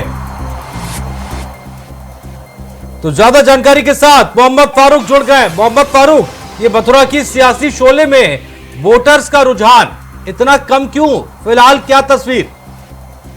जी आपको बता दें कि अभी जो है जो वोटिंग का परसेंटेज है वो थोड़ा कम जरूर दिखा है, लेकिन वोटर लगातार यहाँ पर आ रहे हैं। और मैं अभी बीएसए कॉलेज के पोलिंग बूथ पर खड़ा हुआ हूँ, पोलिंग स्टेशन पर। यहाँ कई बूथ बनाए गए हैं, एक बूथ यहाँ पर जो है पिंक बनाया गया है, यानी आदर्श बूथ बनाया गया है। और लेकिन लगातार लोगों का, मतदाताओं का आना अभी लगातार जारी है। मतदाता वोट डाल रहे हैं, उत्साह दिखाई दे रहा है जब मतदाताओं में। लेकिन अभी 11 बजे गए हैं और 11 बजे का जो है मतदान प्रतिशत आना है अभी। तो 11 बजे का क्या आता है अभी ये, और क्योंकि हो सकता है कि सुबह के समय में थोड़ा सा कम रहा था मतदान, लेकिन 11 बजे जो मतदान का आंकड़ा आएगा मत प्रतिशत का, बिल्कुल। फारूक, क्या उम्मीद है, क्योंकि जब हम 9 बजे तक की बात कर रहे हैं तो 10% मतदान है, इसके बाद जब हम आगे बढ़ रहे हैं, क्योंकि जब 11 बजे तक का आंकड़ा सामने आएगा तो क्या उम्मीद है, क्योंकि चूंकि आप फील्ड पर है और आप देख रहे हैं वोटर्स का रुझान किस तरह का है, वोटर्स कैसे कैसे घरों से निकल रहा है। क्योंकि सुबह के वक्त तो कहा जाता है ज्यादा वोटर आता है, क्योंकि गर्मी का वक्त है, मौसम ठंडा होता है और इस समय तक तो धूप जो है बिल्कुल सर पर आ चुकी है। जी अजित, इसमें आपको बता दूं कि अभी भी देखिए मतदाताओं का लगातार यहाँ पर आना है और लगातार आ रहे हैं, यानी आवागमन रह रहा है मतदाताओं का। मतदाता आ रहे हैं, पीछे भी तमाम लाइन लगी हुई है मतदाताओं की। और जो सुबह के वक्त हो सकता है कि मतदाता नहीं निकला हो, लेकिन धूप होने के बावजूद भी मतदाता यहाँ पर जो है लगातार यहाँ आ रहे हैं और अपने मत का प्रयोग करने के लिए, अपना मत डालने के लिए। और सभी मतलब महिलाएं भी, पुरुष भी और युवा भी यहाँ पर दिखाई दे रहे हैं बीएसए कॉलेज पर। तो यहाँ लोगों की जो अभी कतार लगी हुई है, आ रहे हैं यहाँ पर मत डालने के लिए। यहाँ पर कई बूथ बनाए गए हैं क्योंकि बीएसए का ये पोलिंग सेंटर है और मतदाता जो है अपना वोट डाल रहे हैं। लेकिन अब 11 बजे का मत प्रतिशत अभी जब जारी होगा तब उसके बाद देखते बिल्कुल आप नजर बनाकर रखें फारूक, और पल पल की अपडेट अब तक पहुंचाते रहिए। तो ये मथुरा से फारूक हमारे साथ जुड़े थे, जो लगातार अपडेट दे रहे थे हमें। 9 बजे तक मतदान प्रतिशत मथुरा में 10% के लमसम रहा और अभी फिलहाल उनका कहना है 11 बजे तक, जब 11 बज जाएंगे तो उसके बाद वो आंकड़ा सामने आएगा।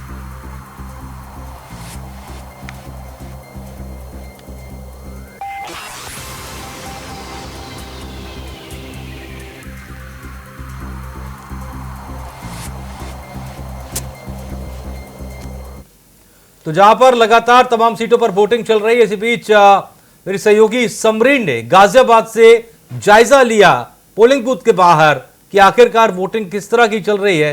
देखते हैं। दूसरे चरण का मतदान शुरू हो चुका है और इस वक्त मैं खड़ी हूँ गाजियाबाद के बूथ नंबर 225 में। और आप जैसे कि मेरे पीछे देख सकते हो कि जैसे गर्मी का माहौल है, गर्मी तापमान है, लेकिन वोटिंग सेंटर्स पे भीड़ बहुत कम है। वोटिंग सेंटर्स का माहौल एकदम ठंडा दिखाई पड़ रहा है। अभी तो शुरुआत है, दिन चढ़ना शुरू हुआ है, लोग आने शुरू हो रहे हैं, धीरे धीरे लोग आ रहे हैं और वोटिंग डालते जा रहे हैं। अब देखिए गाजियाबाद से बीएसपी प्रत्याशी नंद किशोर पुंडीर खड़े हैं और बीजेपी के अतुल गर्ग है और कांग्रेस की डॉली शर्मा चुनाव लड़ रहे हैं। तो अब तो 4 जून को होगा कि कौन जीतता है कौन हारता है, लेकिन अभी वोटिंग सेंटर्स पे माहौल एकदम ठंडा दिखाई दे रहा है। बहरहाल जैसे जैसे दिन चढ़ेगा वोटिंग सेंटर्स पे वोटर्स आते रहेंगे और वोट डालते रहेंगे। ज्यादा अपडेट के लिए देखते रहिए समरीन सेठी के साथ इंडिया वॉइस। तो एक तरफ वोटिंग चल रही है तो राजनीति कैसे रुक जाएगी, तमाम लोगों ने क्या कुछ कहा, एक बार सुनवाते हैं आपको। In the queue and also cheerfully saying, "Oh, you are here, come vote."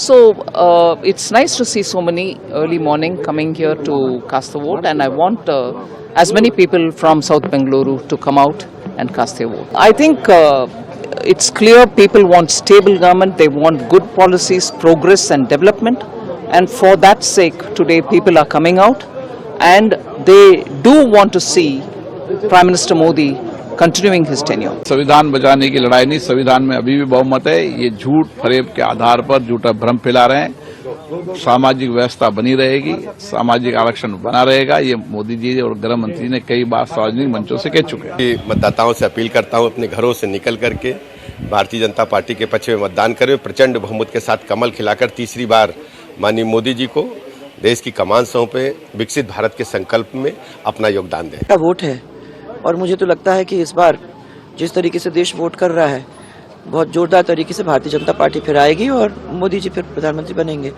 और हमारे इस क्षेत्र के अंदर तो हमारे जो कैंडिडेट हैं दुष्यंत सिंह जी, उनको अच्छा समर्थन है और इस बार ऐतिहासिक जीत होगी। आप किसको बाहरी कहते हैं, मुझे नहीं तो वो इनकी उन लोगों की बात समझ में ही नहीं आई। अब यहाँ के कितने ही लोग हैं, सब बहादुर लोग हैं जो जिनके बच्चे यहाँ से 10th करके अमेरिका चले जाते हैं, फिर वो वहीं रह जाते हैं, वहाँ से नहीं आते, तो क्या वो बाहरी हो जाते हैं? उन बच्चों को वो बाहरी नहीं कहते। मैं यहाँ पैदा हुआ, मैं यहाँ पला बढ़ा, मेरी परवरिश यहाँ हुई, मैंने स्टडीज़ यहाँ से की, तो मैं बाहरी कैसे हो गया, मुझे समझ में नहीं आता ये बात।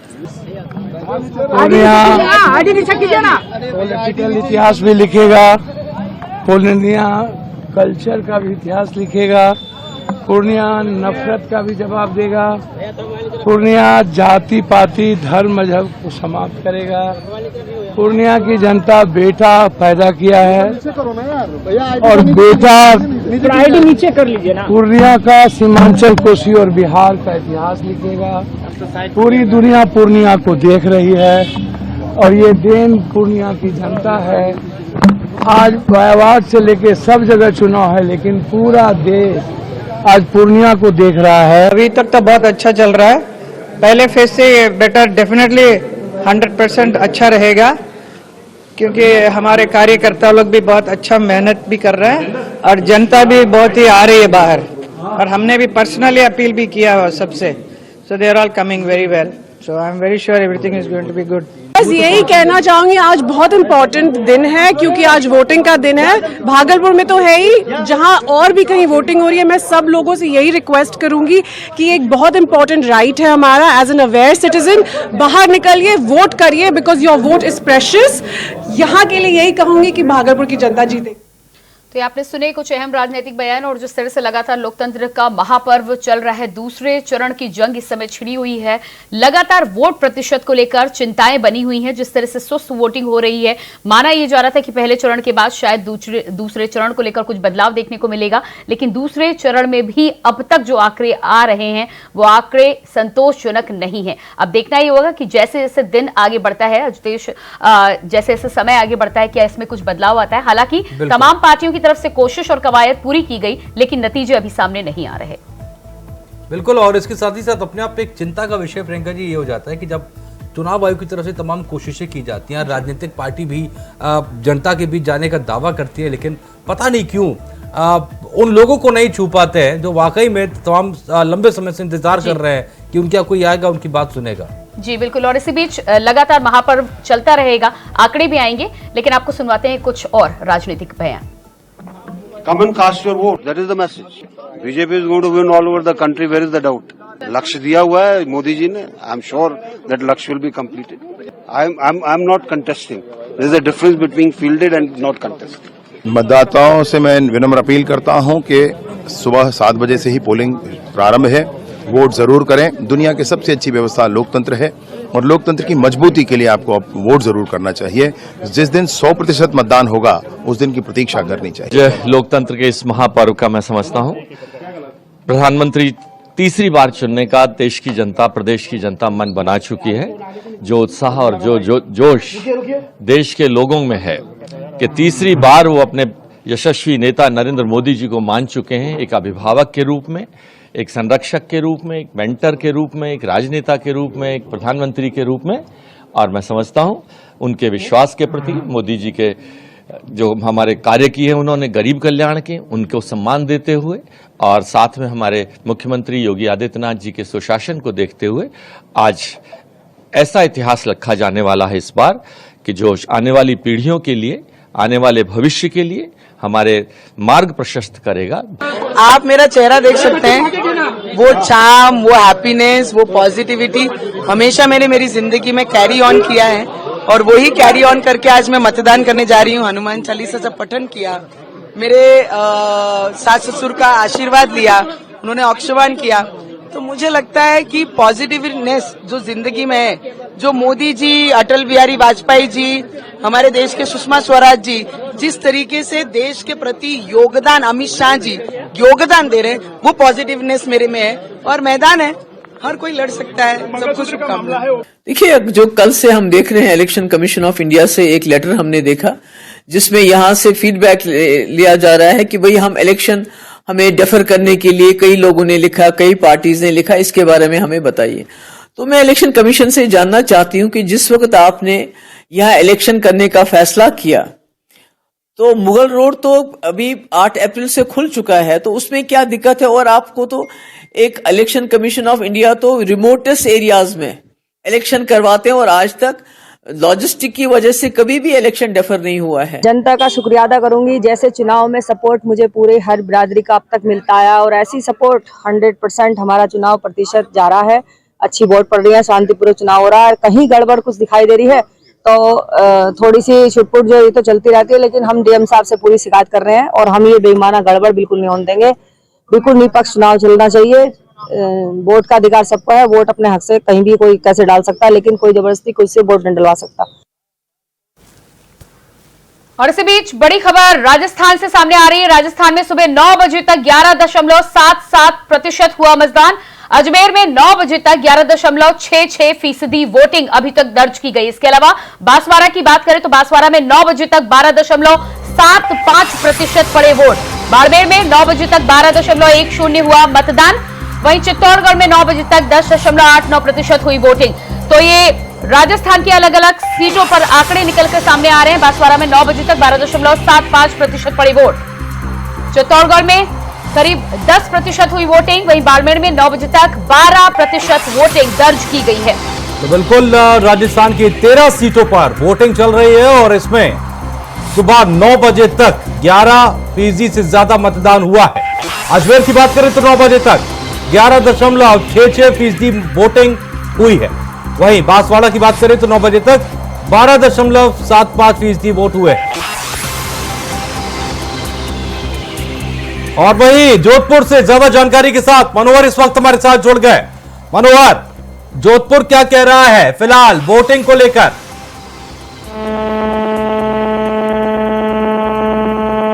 मनोहर, आवाज आ रही है मेरी? जी बिल्कुल आवाज आ रही है जी। मनोहर बताइए, जोधपुर जो है वो वोटिंग के मामले में क्या कह रहा है? वोटर्स कितने सजग आ रहे हैं अभी तक? जी बिल्कुल बता दूं कि जोधपुर शहर के अंदर ही मतदान केंद्र पे मौजूद हूं और आप मेरे पीछे देख सकते हैं कि जिस तरह से लाइन लगी हुई है। आज सवेरे से लगभग कहीं न कहीं मतदान हर बूथ पर लाइन लगी हुई है और अभी तक लगभग माना जा रहा है कि 13 से 14% मतदान हो चुका है और लाइनें हर जगह पे कतार लगी हुई है। जबकि गर्मी है, इस गर्मी के बीच भी कहीं न कहीं मतदान केंद्रों पर लाइनें साफ नजर आ रही है और मतदाताओं में उत्साह भी है कहीं न कहीं अपने जनप्रतिनिधि को चुनने को लेकर। तो निश्चित तौर पर कहीं न कहीं सवेरे से जोधपुर में ये जो है देखने को मिल रहा है। सबसे बड़ी बात, पूर्व मुख्यमंत्री अशोक गहलोत और केंद्रीय मंत्री गजेंद्र सिंह शेखावत और कांग्रेस के उम्मीदवार करण सिंह उचियाड़ा ने भी जब मतदान किया तो कहीं न कहीं बूथ पर जबरदस्त उत्साह लोगों को देखने को मिला और जबरदस्त भीड़ जो सवेरे से बूथ पर देखने को मिली। जी अशोक। जी बिल्कुल। तो जिस तरह से मनोहर भीड़ देखने को मिल रही है, लेकिन प्रतिशत जो निकलकर सामने आ रहे हैं वो इतने संतोषजनक निकलकर सामने नहीं आ रहे हैं। 10 से 11% तक वोटिंग 9 बजे तक दर्ज की गई है। अब 11 बजे का समय है, 11 बजे के आंकड़े आएंगे। लेकिन क्या लग रहा है आपको कि मतदान में जो तेजी दिखाई देनी चाहिए, तमाम अपीलें राजनीतिक पार्टियों और बड़े नेताओं के द्वारा की गई हैं, वो इस बार कुछ रंग लाएंगी क्या? जी बिल्कुल, मैं आपको बता दूं जिस तरह के प्रयास प्रशासन ने भी किए हैं और पार्टियों ने भी किए हैं ज्यादा से ज्यादा मतदान होने को लेकर, क्योंकि पहला चरण जब 2019 तारीख को हुआ था उसके अंदर मतदान प्रतिशत कहीं न कहीं कम थे। तो दूसरे चरण का मतदान है और इस बार जो प्रयास किए जा रहे हैं निश्चित तौर पर कहीं न कहीं रंग लाएंगे, क्योंकि ज्यादा से ज्यादा जब तक मतदान नहीं होंगे जब तक कहीं न कहीं स्थितियां स्पष्ट नहीं हो पाएगी। जब पिछली बार जब 68% जोधपुर का मतदान था और इस बार अनुमान ये लगाया जा रहा है कि 60% से अंदर रहने का अनुमान है। जी बिल्कुल। इसके साथ ही साथ मनोहर, यहाँ पर अगर हम बात करें जोधपुर की लड़ाई गजेंद्र सिंह शेखावत बनाम करण सिंह उचियाड़ा की है जो कांग्रेस से हैं, तो इस पूरी लड़ाई में अगर हम देखें काफी बड़ी लड़ाई ये कही जाती है। और इसके साथ ही साथ चूंकि 2019 में जब ये लड़ाई थी तब जीत जो है वो गजेंद्र सिंह शेखावत की हुई थी। जी निश्चित तौर पर 2019 के अंदर पूर्व मुख्यमंत्री अशोक गहलोत के पुत्र जो जोधपुर से चुनाव लड़ रहे थे गजेंद्र सिंह शेखावत के सामने, और गजेंद्र सिंह शेखावत लगभग 2 से 2.5 लाख वोटों जीते थे। और इस बार करण सिंह उचियाड़ा मैदान में है गजेंद्र सिंह शेखावत के सामने। और इस बार का चुनाव जोधपुर का कहीं न कहीं रोचक देखने को मिला। करण सिंह उचियाड़ा ने कहीं न कहीं गजेंद्र सिंह शेखावत को मैदान में जाने के लिए मजबूर कर दिया। जिस तरह का चुनाव प्रचार हमने देखा है मैदान के अंदर, और हमारे साथ में और भी लोग हैं, हम इनसे ये इस चुनाव के प्रचार की बात आपको बताना चाहेंगे किस तरह का चुनावी प्रचार रहा था, देखने को मिला था। 2019 को कंपेयर करें और 2024 के चुनाव प्रचार को, क्या लगा आपको? इस बार का चुनाव कुछ अलग दिखा? इस बार चुनाव बहुत अलग तरीके का चुनाव है और पिछले 2 साल से 2 सेप्टेम्बर से जो बीजेपी के सांसद हैं उनको जोधपुर की जनता जो है मीठी मासी के रूप में कहती है और खाली मीठी मीठी बातें करते हैं, सेल्फी खिंचवाते हैं। और हमारे यहाँ एक संजीवनी कांड करके एक बहुत बड़ा घोटाला हुआ जिसमें लाखों करोड़ों लोगों का, गरीबों का जो है पैसा खाया, जिसमें हमारे क्षेत्रीय सांसद गजेंद्र सिंह शेखावत का नाम आता है। और स्पष्ट रूप से लोगों ने इस बात का लेकर बहुत विरोध किया। और गजेंद्र सिंह शेखावत पिछले केंद्रीय सरकार में जल शक्ति मंत्री रहे, केंद्रीय मंत्री रहे, लेकिन उन्होंने अपने संसदीय क्षेत्र में किसी प्रकार का कोई कार्य नहीं किया। जनता में बड़ा रोष है उसको लेके, पानी को लेकर बड़ी किल्लत है और जनता इस बार जो है कांग्रेस में वोट करेगी, विकास के लिए वोट करेगी। और इस बार जो है जनता समझ चुकी है कि ये लोगों को बरगलाते हैं, मूर्ख बनाते हैं, काम करते नहीं है, खाली राम के नाम पे और जाति के नाम पे लोगों को भड़काते हैं और झगड़ा करने के अलावा इनके पास कोई काम नहीं है। बिल्कुल। देखिए, आप निश्चित तौर पर जिस तरह की बात इन्होंने बताई है, जोधपुर के अंदर। मनोहर, आपके पास फिर से आएंगे थोड़ी देर बाद और पल पल की अपडेट आप हम तक पहुंचाते रहिए। बहुत बहुत शुक्रिया आपका हमारे साथ जुड़ने के लिए। तो जाहिर सी बात है, ये वोटिंग परसेंटेज बहुत कुछ कहता है प्रियंका जी। आप समय धीरे धीरे बढ़ रहा है, लेकिन उस तरह से वोट परसेंट नहीं बढ़ रहा है जो जिस तरह से बढ़ना चाहिए। जी बिल्कुल अजितेश, तो वोट प्रतिशत को लेकर जो चिंता है वो चिंता चुनाव आयोग से लेकर सभी पार्टियों के लिए है और कोशिश की जा रही थी, लेकिन पिछले चुनाव के मुकाबले उदासीनता जिस तरह से देखने को मिली है, कहीं ना कहीं आगे आने वाले समय के लिए चिंताजनक है। जाहिर सी बात है कि जब इस तरह के नतीजे निकलकर सामने आते हैं तो इसका मतलब है कि सरकार, प्रशासन और जो ये पूरी व्यवस्था है इससे लोगों का विश्वास धीरे धीरे उठता जा रहा है। बिल्कुल, और जाहिर सी बात है उसमें खास तौर पर राजस्थान तब हो जाता है जब राजस्थान की राजनीति की बात करें तो कहा यह जाता है कि विधानसभा चुनाव में जनता का मूड कुछ और कहता है और ठीक उसके अगले साल होने वाले लोकसभा चुनाव में जनता का मूड कुछ और कहता है। और जैसा कि हर बार देखा भी कि हालांकि पिछला अभी हाल में हुआ विधानसभा चुनाव भारतीय जनता पार्टी ने जीता और उसके पहले कांग्रेस की सरकार थी और उसके पहले बीजेपी की सरकार थी। उस वक्त ये देखा गया था जिस तरह से वसुंधरा राजे मुख्यमंत्री हुआ करती थी और बीजेपी को राजस्थान की जनता ने हराया और ठीक उसके अगले साल जब लोकसभा चुनाव हुआ तो 25 की 25 लोकसभा सीटें बीजेपी और उसके गठबंधन जो एक सीट है वो सारी की सारी सीटें दे दी। तो अपने आप में बेहद दिलचस्प जो है वो राजस्थान की राजनीति भी हो जाती है और राजस्थान के वोटर्स जो है वो भी बड़े स्मार्ट कहे जाते हैं। राजस्थान के लिए उनके जो मुद्दे हैं उनको सोचकर वोट करते हैं और लोकसभा चुनाव में उस हिसाब से जाते हैं। और इसीलिए राजस्थान के दो खास मेहमान भी इस वक्त हमारे साथ जुड़ गए। प्रियदर्शी भटनागर जुड़ गए, कांग्रेस के प्रवक्ता, आपका बहुत बहुत स्वागत है। और हितेंद्र शर्मा जुड़ गए हमारे साथ भारतीय जनता पार्टी से, आपका बहुत बहुत स्वागत है हितेंद्र शर्मा जी। तो हितेंद्र जी, क्या कह रही जनता इस बार? आप ऐसा तो नहीं करेगी कि जैसा कि जब वसुंधरा राजे मुख्यमंत्री थी तो उनको हरा दिया, राजस्थान से बीजेपी की विदाई कर दी और अगले साल लोकसभा चुनाव में बीजेपी की सरकार बना दी। इस बार आपकी प्रदेश में सरकार बनाई है, कहा जा रहा है कि दरअसल मूड में कुछ और है जनता के इस बार। मुद्दे अलग रहते हैं और लोकल चुनाव के मुद्दे अलग रहते हैं। जब पिछली बार गहलोत साहब की सरकार बनी थी उसके बावजूद 25 की 25 सीटें ना सिर्फ जिताई थी, राजस्थान की जनता ने बड़े मात्रा में हमें आशीर्वाद किया था और लाखों वोटों से हमारे प्रत्याशी जीते थे। इस बार क्योंकि डबल इंजन की सरकार है, प्रदेश की सरकार ने आते ही 2 दिन से भी कम समय में अपने 45% से अधिक वादे घोषणा पत्र के कर दिए और मोदी जी ने जो गारंटी विधानसभा चुनाव में दी थी उन सभी गारंटियों को पूरा करने का काम राजस्थान की सरकार कर रही है। हमें पूर्ण विश्वास है कि इस बार पुनः हम 25 की 25 सीटें जीतेंगे। और कांग्रेस पार्टी में एक विग्रह है, कांग्रेस पार्टी आपस में बिखरी हुई है। कांग्रेस के सभी नेता लोग एक दूसरे से अलग चल रहे हैं और जनता को ये सब चीजें दिख रही है। जो चीजों का विधानसभा चुनाव में देख रहे थे वही चीजें अभी भी है। वैभव गहलोत के प्रचार में पायलट साहब नहीं गए। कांग्रेस की ऐसी दुर्दशा हो गई है कि बांसवाड़ा में कांग्रेस के अधिकृत प्रत्याशी जिसके पास हाथ का चुनाव चिन्ह है, कांग्रेस के प्रदेश अध्यक्ष अपील करते हैं कि सभी कांग्रेस जन इस प्रत्याशी का विरोध करें और जो पार्टी उनसे समझौता भी नहीं कर रही है। बिल्कुल हितेंद्र जी, चूंकि 2018 की बात करें तब भी देखिए डबल इंजन की सरकार ही थी, लेकिन जैसा कि आप अभी बता रहे हैं, लेकिन जनता ने देखिए पलट दिया था। खैर तब वो जनता का मूड था, अब जनता का मूड क्या कहता है देखने वाली बात होगी। क्षेत्रफल के लिहाज से राजस्थान देश का सबसे बड़ा प्रदेश है और राजनीति भी बेहद दिलचस्प कही जाती है। फिलहाल वोटर्स जो है जिस तरह से कम निकल रहे हैं हितेंद्र जी, ये आपके लिए चिंता का विषय है या एक आम बात है? नहीं, ये चिंता का विषय है। इसके लिए कांग्रेस का वर्कर और कांग्रेस का मतदाता, जो कांग्रेस मानसिकता का मतदाता है, वो हार स्वीकार कर चुका। एक पक्षीय प्रयास हो रहे हैं, सिर्फ भारतीय जनता पार्टी का कार्यकर्ता, भारतीय जनता पार्टी का कैडर ही वोट निकालने का प्रयास कर रहा है।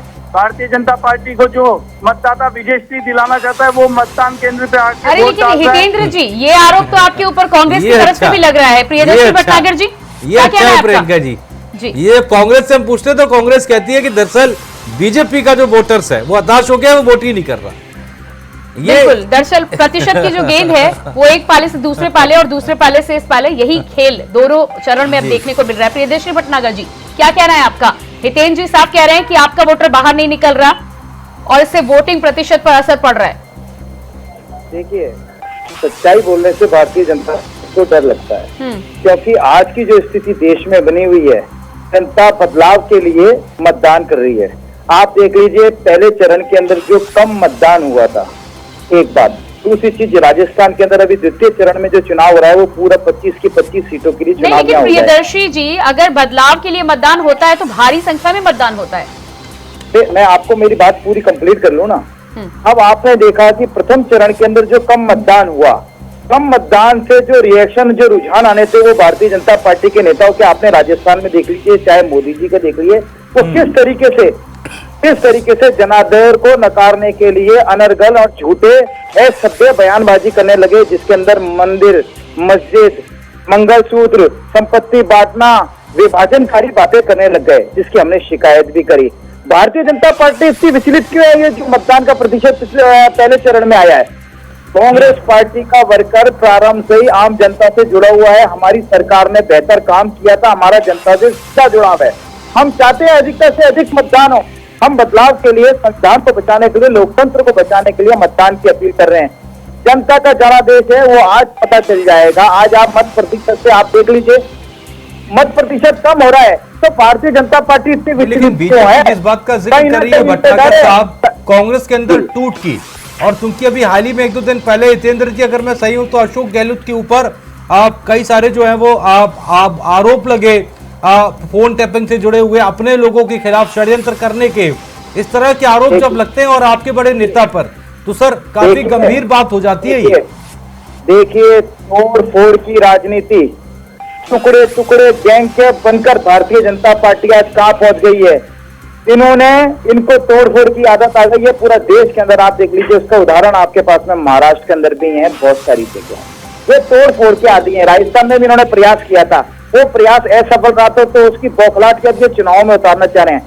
साम दाम दंड भेद, ये चुनाव जीतना चाहते हैं। आप आज बता दीजिए, ये कहते हैं आएगा तो मोदी ही, 400 पार। तो जब ये सारी चीजें डिक्लेयर्ड है, सारी चीजें इनको पहले पता है, तो वही तो हम जनता को कह रहे हैं कि ये देख लीजिए, ये फिर ये चुनाव ही क्यों कराते हैं। और आप देख लीजिए इसका जीवंत उदाहरण। तो प्रियदर्शी जी, आपके आत्मविश्वास में क्यों कमी आ जाती है? आपको बोलने में, अगर आपकी तैयारी मैदान पर है तो आपको बोलने में हिचकिचाहट क्यों है? नहीं, एक बात बताइए, मैं आपसे एक बात पूछना चाहूंगा। इलेक्शन कमीशन ने अपना प्रोग्राम इलेक्शन का घोषित नहीं किया, क्या राजनीतिक दलों ने अपने कैंडिडेट घोषित नहीं किए? इन्होंने बोल दिया 400 पार, 400 सीट तो हम लाएंगे। अरे वो 400 पार बोल रहे हैं। आपके नेता जयराम रमेश का बयान सामने आया है और वो कह रहे हैं कि इंडिया गठबंधन का लक्ष्य फिलहाल 272 है। तो आप खुद ही जब 272 अपना लक्ष्य मान रहे हैं, तो फिर तो इसमें आत्मविश्वास में अंतर देखा जा सकता है। नहीं, बिल्कुल हम ये कह रहे हैं, बिल्कुल हम इस चीज को स्वीकार करते हैं ना कि आज की स्थिति विपरीत है। आज देश को विभाजन करने वाली शक्तियां हावी हैं। आज देश के अंदर जो केंद्रीय एजेंसियां, उनका दुरुपयोग किया जा रहा है, इसलिए आज ये सत्ता में बैठे हुए हैं। इनको सत्ता से हटाने के लिए आज हम एकजुट हुए हैं, और एकजुट होने के लिए हम ये कह रहे हैं कि हम बहुमत की ओर बढ़ रहे हैं। पहले चरण का जो मतदान है, भटनागर जी देखिए, राजनीति मुद्दों पर तो कोई कर नहीं रहा है, ना भारतीय जनता पार्टी ना कांग्रेस। सारे लोग माइंड गेम खेल रहे हैं। कोई मुसलमान के नाम पर डरा रहा है, कोई मंगलसूत्र के नाम पर डरा रहा है, कोई मछली दिखा रहा है, तो कोई सर मनमोहन सिंह का बयान याद दिला रहा है। यही तो चल रहा है ना। तो ये माइंड गेम है राजनीति। आज की तारीख में राजनीति में सिर्फ माइंड गेम चल रहा है। वो 400 पार कह रहे हैं ये सोचकर कि 300 तो पहुंच ही जाएंगे, 350 तो पहुंचने की कोशिश करेंगे। आप जब 272 ही कहेंगे सर, समझिए फिर कहां पहुंचेंगे। टारगेट तो देना पड़ेगा ना सर। एक और चीज याद दिला दो, उसके बाद सर आप बोलिएगा, आगे बोलिएगा। जब राहुल गांधी से सवाल किया जाता है गाजियाबाद की प्रेस कॉन्फ्रेंस में कि भारतीय जनता पार्टी 400 प्लस कह रही है, आपकी सीटें कितनी आएंगी, तो वो क्या कहते हैं? आपको जवाब याद है ना? वो कहते हैं कि दरअसल मेरा तो अभी नहीं पता, भारतीय जनता पार्टी 150-160 तक पहुंच पाएगी। अरे सर, आप अपना टारगेट बताइए ना, दूसरे का कम ठीक है, अपना रखिए ना जनता के सामने। देखिए, जनादेश तो जनता के हाथ में है। बड़ बोलेपन के अंदर मोदी जी को हमने ये दे रखा है ये जिम्मेदारी कि वो जनता का जनादेश के खिलाफ बात करें।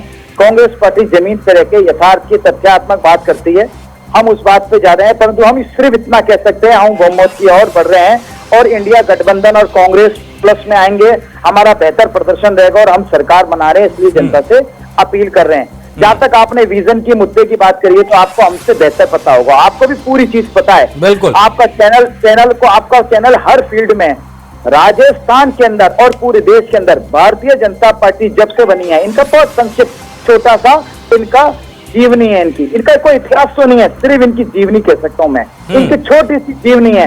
इस जीवनी के अंदर इन्होंने पास में ना तो इन्होंने कभी देश के लिए त्याग किया, ना बलिदान किया। इन्होंने सिर्फ जातिवाद, धर्म, मुसलमान, ध्रुवीकरण, तुष्टीकरण के आधार पर आज तक राजनीति करी है, सत्ता प्राप्त करी है। इनके पास में ये मुद्दा है, जबकि कांग्रेस के पास में अपना गौरवशाली इतिहास है। आज देश की आजादी का इतिहास और कांग्रेस का इतिहास समान है। हम हमारे उस गौरवशाली इतिहास से हम कह सकते हैं कि हमारे पास विजन भी है, हमारे पास में है।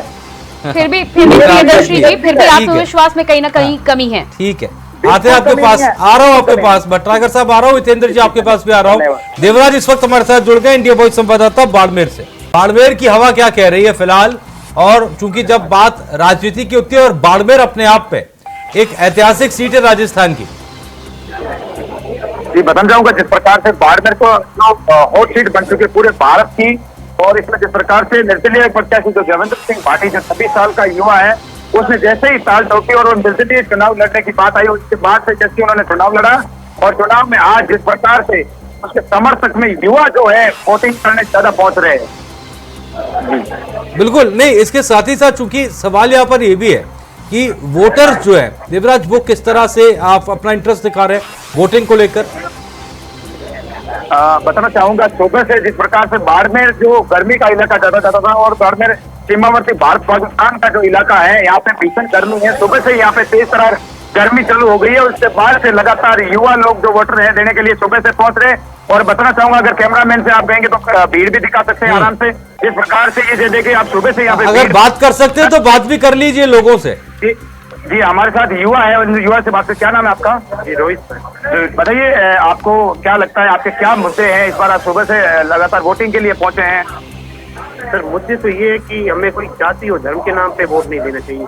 अगर हमें वोट देना चाहिए तो मुद्दों पे देना चाहिए, जैसे स्वास्थ्य, चिकित्सा और शिक्षा पे वोट देना चाहिए। शिक्षा को लेकर बिल्कुल। तो अभी आपके साथ कई युवा भी पहुंचे मतदान करने, आपने भी मतदान किया है, तो मतलब मेन मुख्य आपकी क्या रहा है? एजुकेशन रहा है या युवाओं को रोजगार है? क्या मुद्दे हैं? सरकार बदलना चाहते हैं या सरकार वापस रिपीट करना चाहते हैं? तो सरकार को बदलनी चाहिए, क्योंकि सर महंगाई देखो आप, बहुत महंगाई हो चुकी है। शिक्षा को देखो सर, टैक्स लगाया हुआ है, इतना टैक्स है कि आम आदमी पढ़ भी नहीं सकता। जी, हमारे साथ कुछ और युवा हैं जिन्होंने ये जानते हैं इनसे क्या रुख है और क्या माहौल है इस बार का। और हमारे साथ क्या नाम है आपका?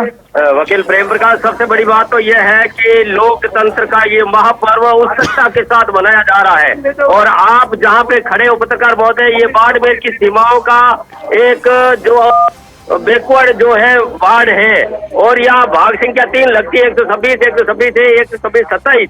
यहाँ मजदूर और मेहनत कश लोग निवास करते हैं और सुबह से इस धूप के अंदर लाइन अप खड़े हैं और उसका से भाग ले रहे हैं, अपनी सरकार चुनने के लिए इनकी उपस्थिति ये दर्ज करवा रहे हैं।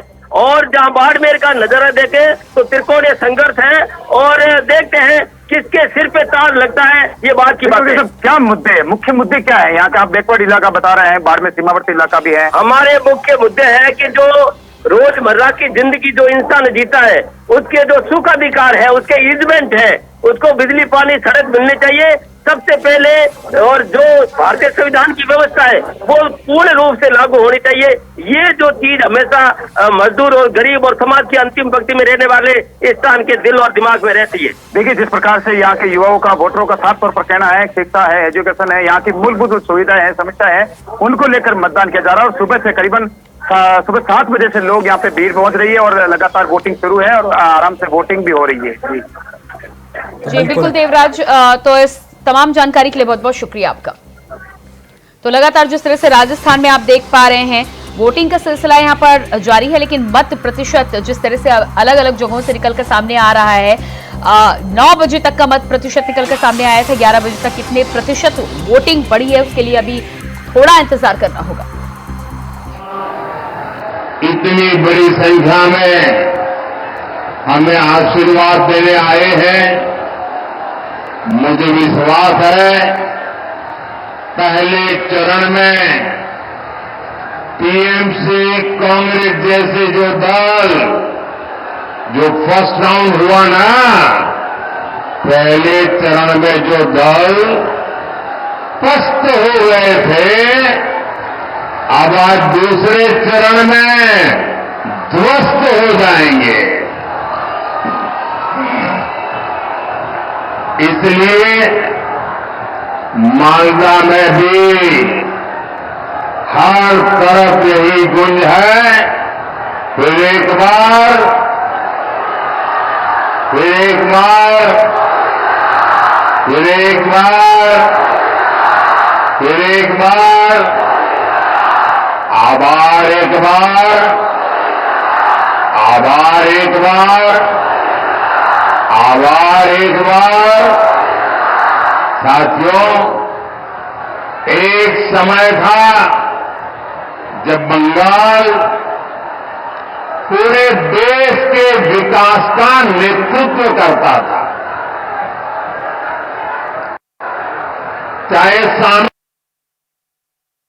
फिलोसॉफी की प्रगति हो, बंगाल का नेतृत्व, अध्यात्म में प्रगति हो, बंगाल का नेतृत्व, देश के लिए बलिदान देना हो, बंगाल का नेतृत्व, यानी जीवन का कोई ऐसा पहलू नहीं था जिसका नेतृत्व हमारे बंगाल ने न किया हो।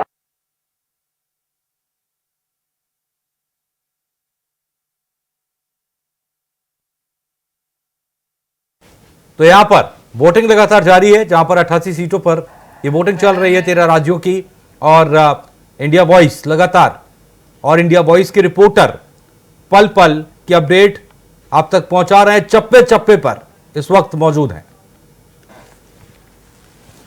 तो बिल्कुल अलग अलग जगहों से लगातार अपडेट निकलकर सामने आ रहा है, वोटिंग प्रतिशत को लेकर भी जानकारियां निकलकर सामने आ रही हैं, और इस बीच अलग अलग सीटों पर मतदान की खबरों के बीच सबसे बड़ा चिंता का विषय जो बना हुआ है वो अभी भी मत प्रतिशत है, क्योंकि मत प्रतिशत में बढ़ोतरी फिलहाल अभी तक के आए हुए आंकड़ों के मुताबिक देखने को नहीं मिली है। अब जिस तरह से चुनाव आयोग ने कोशिश की है, तमाम राजनीतिक दलों ने अपील की है, बड़े नेताओं ने अपील की है, उसका क्या असर आज के दूसरे चरण के चुनाव में नजर आता है या नहीं, ये शाम 6 बजे के वोटिंग क्लोज होने के बाद, ये आंकड़े आने के बाद पता चलेगा। फिलहाल कोशिशें तो लगातार जारी हैं, लेकिन आगे आने वाला समय बताएगा कि जनता की उदासीनता इन तमाम कोशिशों के बाद दूर होती नजर आ रही है या नहीं।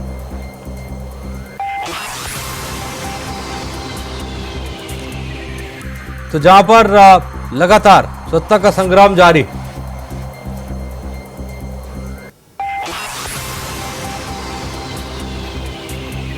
तो बिल्कुल लगातार वोटिंग के बीच में चर्चा भी जारी है।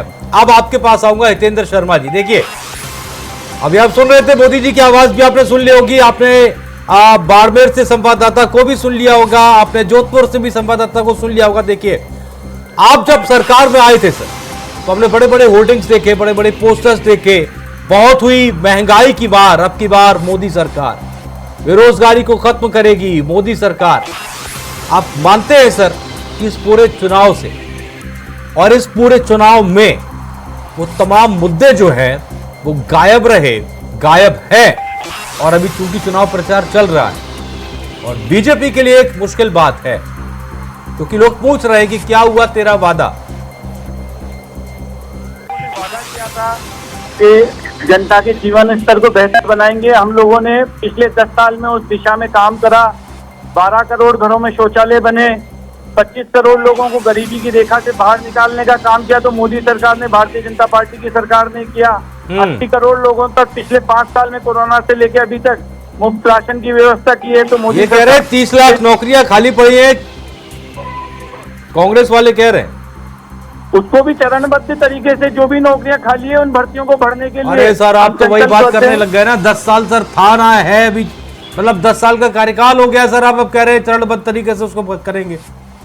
10 साल में कई सारी भर्तियां सेंट्रल गवर्नमेंट की तरफ से निकाली गई है। हमने स्किल डेवलपमेंट का काम करा है, लोगों को सेल्फ एम्प्लॉयड बनाने का काम अगर किसी ने किया तो मोदी सरकार ने किया। स्वरोजगार के जितने अवसर, अरे लेकिन हितेंद्र शर्मा जी, आप 2047 तक विकसित भारत की बात करते हैं और फिर 30 लाख नौकरियों के लिए 10 साल बीत जाने के बाद आप और समय की मांग कर रहे हैं। देश में जितने रोजगार के अवसर अभी उत्पन्न हुए हैं, इतने रोजगार के अवसर कभी भी उत्पन्न नहीं हुए। मुद्रा लोन ले लो, सरकारी नौकरी कितनी थी सर? सरकारी नौकरी पे से तो लोगों की आत्मनिर्भरता हटनी चाहिए। सारी दुनिया कभी भी सरकारी नौकरी से डेवलप नहीं हो सकती। दुनिया विकसित होती है तो क्या खत्म कर दी जाएगी सर? पोस्ट खाली पड़ी है उनको भरिए ना सर। नहीं, आप तो 2 करोड़ का वादा करके आए थे ना, तो पहले आपने वादा किस बिना पर किया था? 2 करोड़ लोगों को रोजगार देने का वादा किया था प्रत्येक वर्ष में। तो हम लोग इस दिशा में काम कर रहे हैं और लोगों को रोजगार उपलब्ध करा रहे हैं। कांग्रेस का ये आरोप है और ये बड़ा आरोप है, वो ये कहते हैं कि अगर वाकई में काम किया होता तो जब राजस्थान में आए थे तो राजस्थान में मंगलसूत्र पर वोट नहीं मांगते, वोट मांगते अपने कामों पर कि जो हमने किए, नौकरी, बेरोजगारी को खत्म करना, महंगाई। हम अपने कामों पे ही वोट मांग रहे हैं सर। हमने ईआरसीपी का मुद्दा उठाया था, ईआरसीपी को लेकर आंदोलन किया था। हमने ईआरसीपी पे आते ही काम चालू करा। हमारी तरफ से एमओयू साइन हो चुके हैं मध्य प्रदेश सरकार से और आचार संहिता की वजह से वो काम अभी रुका है। आचार संहिता जैसे ही समाप्त होगी तो ये 13 जिलों की जो जीवन रेखा ईआरसीपी बनेगी, इसके लिए हमने वादा किया था, मोदी जी ने गारंटी दी थी और हम उस पे काम चालू कर चुके हैं। उसी तरीके से हमने पेपर लीक को मुद्दा बनाया था, युवाओं के साथ जो खिलवाड़ हो रहा था, जो नौकरियों की बंदरबांट हो रही थी, हम लोगों ने उस पे काम किया, एसआईटी गठित की और जितने दोषी थे उनको पकड़ा है और जो बचे हुए हैं उनको भी पकड़ेंगे। ठीक है, तो आता हूं, हमने उन सब पे काम करने आता हूं। हितेंद्र शर्मा जी आ रहा हूं, आपके पास आ रहा हूं। भटनागर साहब, ये बाड़मेर की क्या कहानी है? बाड़मेर में आप ये रविंद्र सिंह भाटी है, कोई कहा जा रहा है कि दरअसल अब की बार बीजेपी और कांग्रेस दोनों को ही पटकनी देने वाले हैं। भटनागर साहब, आवाज आ रही है मेरी आप तक? चलिए, शायद फोन कट गया, दोबारा आपसे कोशिश करते हैं संपर्क करने की। ये सवाल आप ही जवाब दे दीजिए हितेंद्र जी। ये बाड़मेर में रविंद्र सिंह भाटी कहा जा रहा है कि दरअसल बीजेपी और कांग्रेस दोनों के लिए मुश्किल बन गए और बड़ी मुश्किल बन गए। रविंद्र सिंह भाटी निर्दलीय विधायक है बाड़मेर के शिव से। विधायक का चुनाव जब उन्होंने जीता था उस समय परिस्थितियां अलग थी, लोकल चुनाव की परिस्थितियां अलग रहती है। अभी लोग मोदी जी के चेहरे पे राष्ट्रवाद पे और विकास के नाम पे, राष्ट्रीय सुरक्षा के नाम पे वोट कर रहे हैं और वहां से जो हमारे उम्मीदवार हैं केंद्रीय मंत्री कैलाश जी चौधरी, हमें पूर्ण विश्वास है कि वो पुनः बड़ी जीत बाड़मेर जैसलमेर विधानसभा लोकसभा क्षेत्र में दर्ज कराएंगे। नहीं, लेकिन हितेंद्र जी, आपने अभी वोटर्स को भी सुना, हमारे संवाददाता से वोटर बातचीत कर रहे थे। देश और राष्ट्रीय मुद्दे होते जरूर हैं, लेकिन बिजली, पानी, सड़क गायब नहीं होते। बिजली, पानी, सड़क पर लगातार काम किया है तो भारतीय जनता पार्टी की सरकार ने किया है। करोड़ों घरों तक नल से जल पहुंचाने की योजना बाड़मेर के पास वाली लोकसभा क्षेत्र जोधपुर से जो हमारे जल शक्ति मंत्री हैं गजेंद्र सिंह जी के नेतृत्व में हम लोगों ने पूरे देश में लागू करी। कांग्रेस की सरकार राजस्थान में होने की वजह से उन लोगों ने उसमें व्यवधान पहुंचाया। अगर कांग्रेस की सरकार नहीं होती तो ये ईआरसीपी। भटनागर साहब, आवाज आ रही है आप तक पहुंच रही है आवाज? भटनागर जी, मैं चूंकि आप ही से सवाल किया था लेकिन आवाज नहीं आ रही थी तो हितेंद्र जी के पास चला गया था। ये बाड़मेर में रविंद्र सिंह भाटी, अब ये क्या सर कहानी है? ये बड़ी चुनौती दे रहे हैं, ये कांग्रेस और बीजेपी दोनों के लिए मुश्किल है, ऐसा कहा जा रहा है। बाड़मेर सीट कांग्रेस जीत रही है। उम्मेदमल बेनीवाल हमारे कैंडिडेट हैं, हाँ, वो जीत रहे हैं। भारतीय जनता पार्टी के बागी हैं भाटी, रविंद्र सिंह भाटी, जिन्होंने विधानसभा चुनाव में भी भारतीय जनता पार्टी के खिलाफ बिगुल बजाया था। उनको टिकट उन्होंने बीजेपी से ही मांगा था और वो अभी भी भारतीय जनता पार्टी का ही नुकसान कर रहे हैं और हमारी जीत है। क्योंकि यहाँ पर सबसे पहली चीज, जैसे मैंने आपको कहा कि राजस्थान के अंदर पूरे देश ने देखा, प्रदेश ने देखा, यहाँ पर जो सरकार बनी है वो पर्ची पे बनी है, पर्ची की सरकार है यहाँ पर। ठीक है, ठीक है। अच्छा, ये बांसवाड़ा की कहानी और बता दीजिए, ये बांसवाड़ा में अरविंद डामोर आप ही के प्रत्याशी है ना जी? बांसवाड़ा के अंदर ये अरविंद डामोर जो है ये आप ही के प्रत्याशी है ना कांग्रेस के? देखिए, कांग्रेस पार्टी एक संगठन है, राजनीतिक दल है। अगर पार्टी ने आम राय से तय कर दिया कि हम इंडिया गठबंधन के तहत इस पार्टी का समर्थन कर रहे हैं, हम समर्थन कर रहे हैं, तो समर्थन सत्य माना जाता है। अगर कोई व्यक्ति पार्टी के विपरीत जाता है, पार्टी का आदेश नहीं मानता है, तो ये नहीं माना जा सकता कि वो पार्टी का है।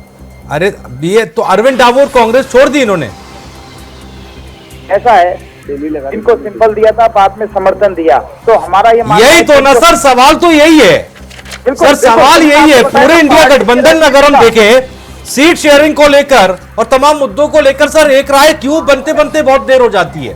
देखिए फिर आप कहते हैं कि दरअसल मुश्किल है, मुश्किल तो तभी होती है ना सर। देखिए, राजकुमार रोत को पार्टी ने समर्थन दिया, आदिवासी पार्टी को समर्थन दिया। हर कांग्रेस के हर कार्यकर्ता का, हर व्यक्ति का ये उसकी ये सोच होनी चाहिए कि जो पार्टी जहाँ है पार्टी के साथ में, अगर कोई पार्टी के खिलाफ काम करता है तो ये उसकी व्यक्तिगत बात हो सकती है। अरे सर, जनता कंफ्यूज हो जाती है कि कौन प्रत्याशी कांग्रेस का है, किसको वोट देना है।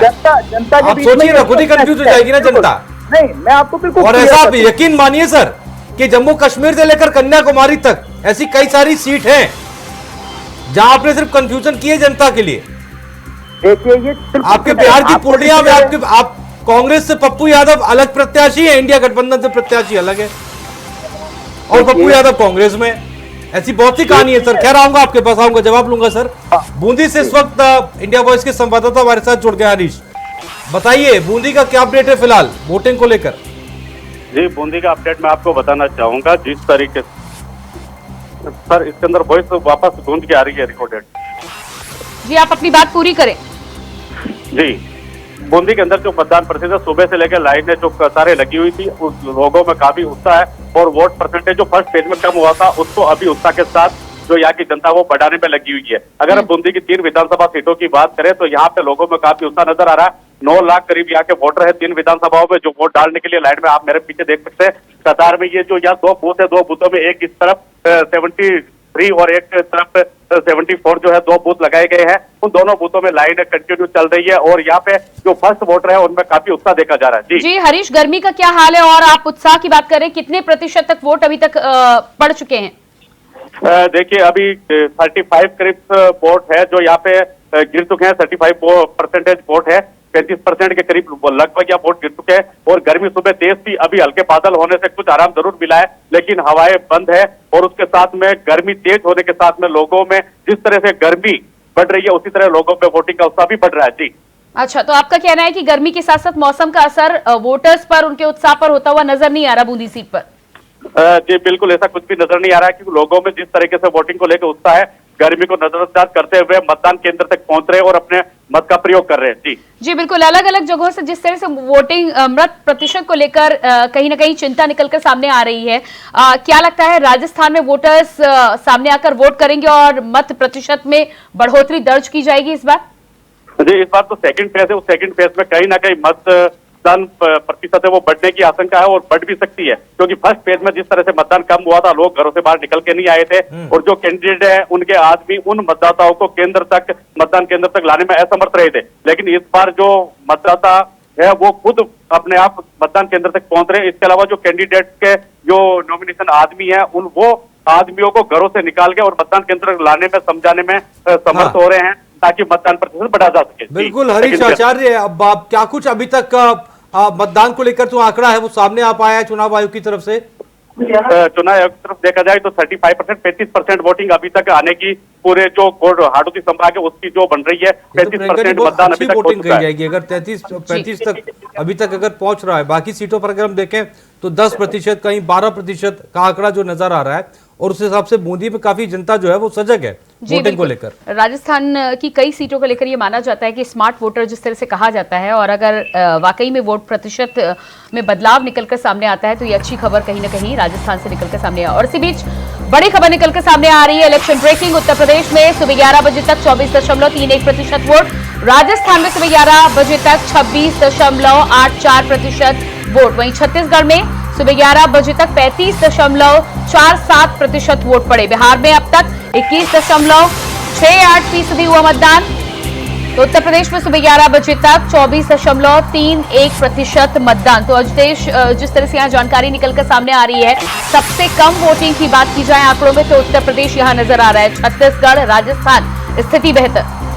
बिल्कुल। और छत्तीसगढ़ की अगर हम बात करें तो जिस तरह का वोटिंग परसेंटेज अभी है, और अगर शाम तक इसी तरह से होता रहा तो यकीन मानिए बहुत अच्छा वोटिंग परसेंटेज यहाँ पर पहुंच जाएगा। लेकिन उत्तर प्रदेश में जो वोट परसेंटेज है वो अपने आप में काफी चिंता का विषय है।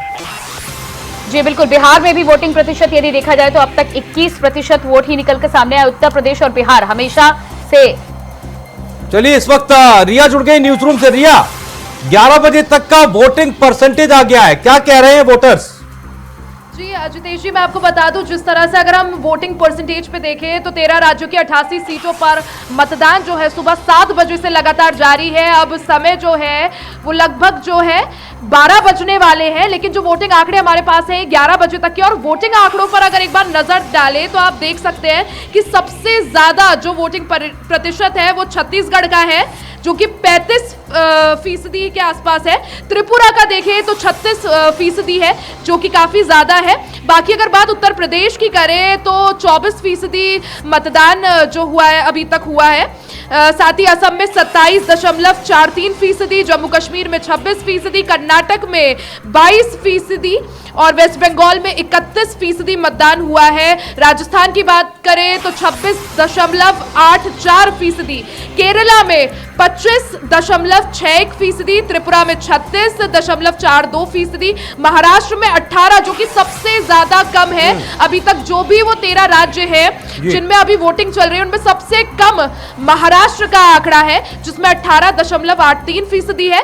वहीं अगर हम यूपी की बात करें तो 8 सीटों पर लगातार वोटिंग जारी है। 12 बजने का समय हो गया है, 5 घंटे हो चुके हैं। उत्तर प्रदेश की बात की जाए तो 8 सीटों पर वोटिंग है। अलीगढ़, गाजियाबाद, बुलंदशहर, अमरोहा, मेरठ, बागपत, मथुरा और गौतम बुद्ध नगर। मैं आपको इनके भी आंकड़े बता दूं, अलीगढ़ में 24.35% वोटिंग हो गई है, गाजियाबाद में 23.14%, बुलंदशहर की बात करी जाए सबसे कम वोटिंग परसेंटेज अभी तक बुलंदशहर का है, जहां सिर्फ 12% वोटिंग हुई है। अगर हम आप इसे अच्छे से देखें तो फिर इसकी हम वजह समझ सकते हैं कि जिस तरह से गर्मी जो है बढ़ती जा रही है, दिन जैसे जैसे आगे बढ़ रहा है और 12 बजे का अब समय है, तो वोटर्स ऐसा माना जाता है कि कम जो है अपने घरों से बाहर निकलते हैं। और खासकर जब युवाओं की बात करें तो युवा जरा देर से भी उठते हैं, तो शाम जैसे जैसे होगी, दिन जैसे जैसे ढलेगा तो ये परसेंटेज शायद बढ़े। सबसे कम फिलहाल बुलंदशहर की परसेंटेज है, वोटिंग परसेंटेज, जो कि 12% है। अमरोहा की बात करें तो 28.46%, मेरठ 25.53%, बागपत 21%, मथुरा 23.19% और गौतम बुद्ध नगर 24.48%। सबसे ज्यादा उत्तर प्रदेश में जो वोटिंग परसेंटेज है वो अमरोहा की है। जी तो बिल्कुल जाहिर सी बात है, और काफी जगह जो है वो वोटिंग परसेंटेज अच्छा भी है, और लेकिन उत्तर प्रदेश में कई जगह जो है बुलंदशहर सबसे पीछे है।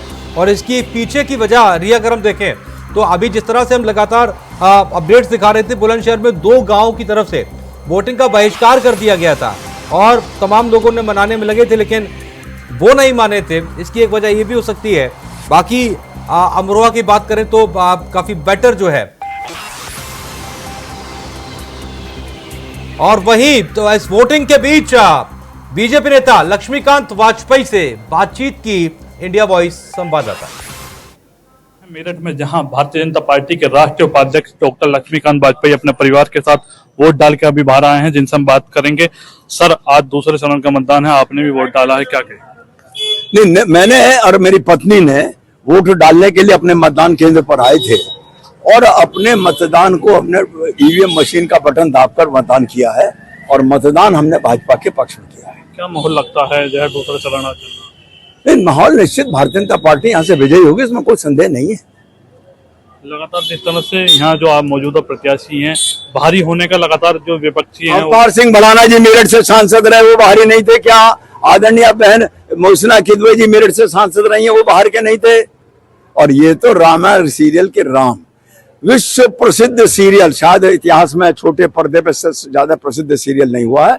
विश्व प्रसिद्ध सीरियल के भगवान राम का रोल करने वाले, इसलिए ये अनजान है, ये अनजाने हैं, पहचान में नहीं है, ऐसा कहना गलत है। वाजपेयी जी, पहले चरण में वोट परसेंट कम हुआ था, दूसरे चरण में भी अभी तक ठीक है, पहले चरण में कम हुआ था, दूसरे चरण में भी मुझे उम्मीद है कि वो वोट प्रतिशत कम नहीं होगा, ठीक ठाक औसत हो जाएगा। धन्यवाद। तो जिस तरह से आपने साफ तौर पर देखा कि भाजपा के राज्यसभा सांसद व राष्ट्रीय उपाध्यक्ष लक्ष्मीकांत वाजपेयी हमसे बात कर रहे थे, उनका साफ तौर पर कहना है कि पहले चरण में जो मतदान हुआ था उसमें वोट प्रतिशत कम हुआ था, लेकिन इस बार वोट प्रतिशत बढ़ने की उम्मीद है। Sadiq Khan, India Voice, Meerut. लोकसभा के 13 राज्यों के 89 लोकसभा क्षेत्रों में चुनाव आज सायंकाल संपन्न हो जाएगा। कुल मिलाकर के 191 सीटों पर आज सायंकाल तक चुनाव की प्रक्रिया संपन्न हो चुकी होगी। देश के अंदर जो उत्साह है, देश के अंदर लोगों के मन में मोदी जी के 10 वर्ष के कार्यों को लेकर के जिस प्रकार की उमंग है, एक सकारात्मक माहौल है, उसको देखते हुए हम कह सकते हैं कि प्रधानमंत्री मोदी जी के कार्यों को जनता जनार्दन का पूरा आशीर्वाद प्राप्त हो रहा है। देखिए, आज का दिन लोकतंत्र के लिए, भारत के परिपक्व होते हुए लोकतंत्र के लिए सबसे बड़ा दिन, और आज जिस उत्साह के साथ लोग मतदान के लिए निकले हैं, मैं पूरे विश्वास के साथ में कह सकता हूं कि आज मतदान का प्रतिशत निश्चित रूप से बहुत बढ़ेगा। भारतीय जनता पार्टी ने निरंतर विकसित भारत बनाने के संकल्प के साथ पिछले 10 साल में जिस तरह से माननीय प्रधानमंत्री नरेंद्र मोदी जी के नेतृत्व में एक तरफ जहां गरीब कल्याण की योजनाओं को संपूर्णता और समग्रता के साथ में उतारते हुए 25 करोड़ लोगों को गरीबी की रेखा से बाहर निकालने में सफलता प्राप्त की। अपील यही है मेरी कि ज्यादा से ज्यादा जाकर वोट करें, डेमोक्रेटिक प्रोसेस में अपना हिस्सा योगदान दीजिए और देश को मजबूत सरकार लाने के लिए आपका वोट इम्पोर्टेंट है। आप अद्भुत ये उत्साह देख रहे हैं, ये शनाख्त है एक सफल लोकतंत्र की, मोदी जी के नेतृत्व की, और इसीलिए इसे लोकतंत्र का महापर्व भी कहा जाता है। इनहेरिटेंस टैक्स की बात जो हो रही है उस पर क्या बोलते हैं? वो तो हमने पहले भी कहा है कि ये भारतीय, ये प्रजातांत्रिक मूल्यों के भी अनुकूल नहीं है, और भारत की सभ्यता, भारत की तहजीब, भारत की संस्कृति और हमारे पारंपरिक मूल्यों के भी अनुकूल नहीं है। दक्षिण में बीजेपी साफ और उत्तर में बीजेपी हाफ। आज भी वही नतीजा देखने को मिलेगा, और पहले 2 चरण के बाद आप देखेंगे बीजेपी दक्षिण में साफ और उत्तर भारत और मध्य भारत में हाफ। भीषण गर्मी भी वोटर्स को मतदान करने से ना रोक पाए, ऐसा जोश सभी मतदाताओं में होना चाहिए, क्योंकि दुनिया के सबसे बड़े लोकतंत्र में 18वीं लोकसभा चुनने का अवसर आया है। मेरा आग्रह विशेष तौर पर युवाओं से है, बड़ी संख्या में जाएं, वोट करें, हर मतदाता अपने मतदान का प्रयोग करे। यह अवसर हर 5 वर्ष के बाद आता है, और आइए बड़ी संख्या में मतदान करें ताकि अपने देश को और आगे ले जाने का काम करें। तो आप सुन रहे थे जहां पर तमाम दिग्गज जो हैं वो वोटिंग को लेकर क्या कह रहे थे, और वोटिंग को लेकर अपनी अपनी राय जो है वो रख रहे थे। इसी बीच दिग्गजों ने वोट भी डाला, और इस बीच हमारे साथ खास मेहमान लगातार बने हुए हैं हितेंद्र शर्मा जी। चूंकि वोटिंग को लेकर, वोटिंग परसेंटेज से तमाम राजनीतिक दल और खासतौर पर आप लोग अपना अपना आकलन कर लेते हैं, तो फिलहाल मुझे ये बता दीजिए पहले चरण की जो वोटिंग रही और उसके बाद ये जो दूसरा चरण चल रहा है, इस वोटिंग को देखते हुए क्या नजर आता है, किसका फायदा किसका नुकसान? निष्पक्ष होकर बोलिएगा, हालांकि आप बोलेंगे नहीं लेकिन कोशिश करिएगा। भारतीय जनता पार्टी अपने कामों के दम पर, जो हमने काम किए हैं प्रदेश में और देश में, जिस तरह से देश का गौरव पूरी दुनिया में फैला है, के दम पे हमें पूर्ण विश्वास है कि मतदाता हमें पुनः आशीर्वाद प्रदान करेगा और देश की सुरक्षा, अस्मिता और विकास के लिए भारतीय जनता पार्टी को तीसरा मौका देगा। हम लोग पहले 10 साल में जो काम किए हैं, उन कामों को और तेज गति से आगे बढ़ाते हुए देश और प्रदेश को विश्व के तीसरी अर्थव्यवस्था बनाने के लिए काम करेंगे, और उस दिशा में हमारे काम लगातार जारी हैं। हमें पूर्ण विश्वास है कि राजस्थान की पूरी 25 सीटों पर पुनः कमल खिलेगा। और जो हमारे राष्ट्रीय नेता मोदी जी ने एक आह्वान किया है कि अब की बार 470 को 400 पार, और भारतीय जनता पार्टी इंडिविजुअल अपने स्वयं के दम पर 370 सीटें लेके प्रियदर्शनी आएगी। भटनागर जी, 370 हमने क्या कहना है आपका? 400 पार से 470 पर आ गए हितेंद्र जी। नहीं, वो गलती से स्लिप ऑफ टंग हो गया था। देखिए भारतीय जनता पार्टी में ही ऐसी कलाकारी है या इनके पास में ऐसा कोई करिश्माई बटन या ऐसी कोई चीज है जिससे ये इलेक्शन कमीशन के प्रोग्राम कैंडिडेट घोषणा होने से पहले ये सब कुछ तय कर लेते हैं। और लेकिन अब तो सुप्रीम कोर्ट से फैसला भी आ गया भटनागर जी। जी देखिए, फैसले किस स्टेज पर आते हैं, फैसले क्या आते हैं, अब ये न्यायपालिका का मामला है, मैं इस पर कुछ कह नहीं सकता हूँ। जनता देख रही है। आज आप जो ये कम मतदान हुआ है, हम उसको ये इस चीज से जोड़कर देख सकते हैं कि राजस्थान के अंदर डबल इंजन की सरकार फेल हुई है। आम जनता में हताशा और उदासीनता का माहौल है। भारतीय जनता पार्टी की डबल इंजन सरकार मोदी जी के खिलाफ विश्वास है, हताशा है, उनके वायदे झूठे हैं। उनको अच्छी तरीके से ये पता है कि भारतीय जनता पार्टी चुनावों के दौरान अगर कोई कमिटमेंट करती है, कोई बात करती है, तो बाद में ये कह के मुकर जाती है कि उस दौरान चुनाव के दौरान हमने जो बात कही थी वो तो सिर्फ एक जुमला था, आपने उसको सच क्यों मान लिया। 15 लाख रुपए का आज भी जनता इंतजार कर रही है। लेकिन कांग्रेस का जो वर्कर है, कांग्रेस का कार्यकर्ता है, जो कांग्रेस पार्टी बड़ी मजबूत है, हमारा एक गौरवशाली इतिहास है, हमारे पक्ष में मतदान हुआ है। बीजेपी यहाँ शिकस्त बिल्कुल। बहुत बहुत शुक्रिया भटनागर साहब आपका हमारे साथ जुड़ने के लिए, और हितेंद्र शर्मा जी आपका बहुत बहुत शुक्रिया समय देने के लिए, हमसे चर्चा करने के लिए।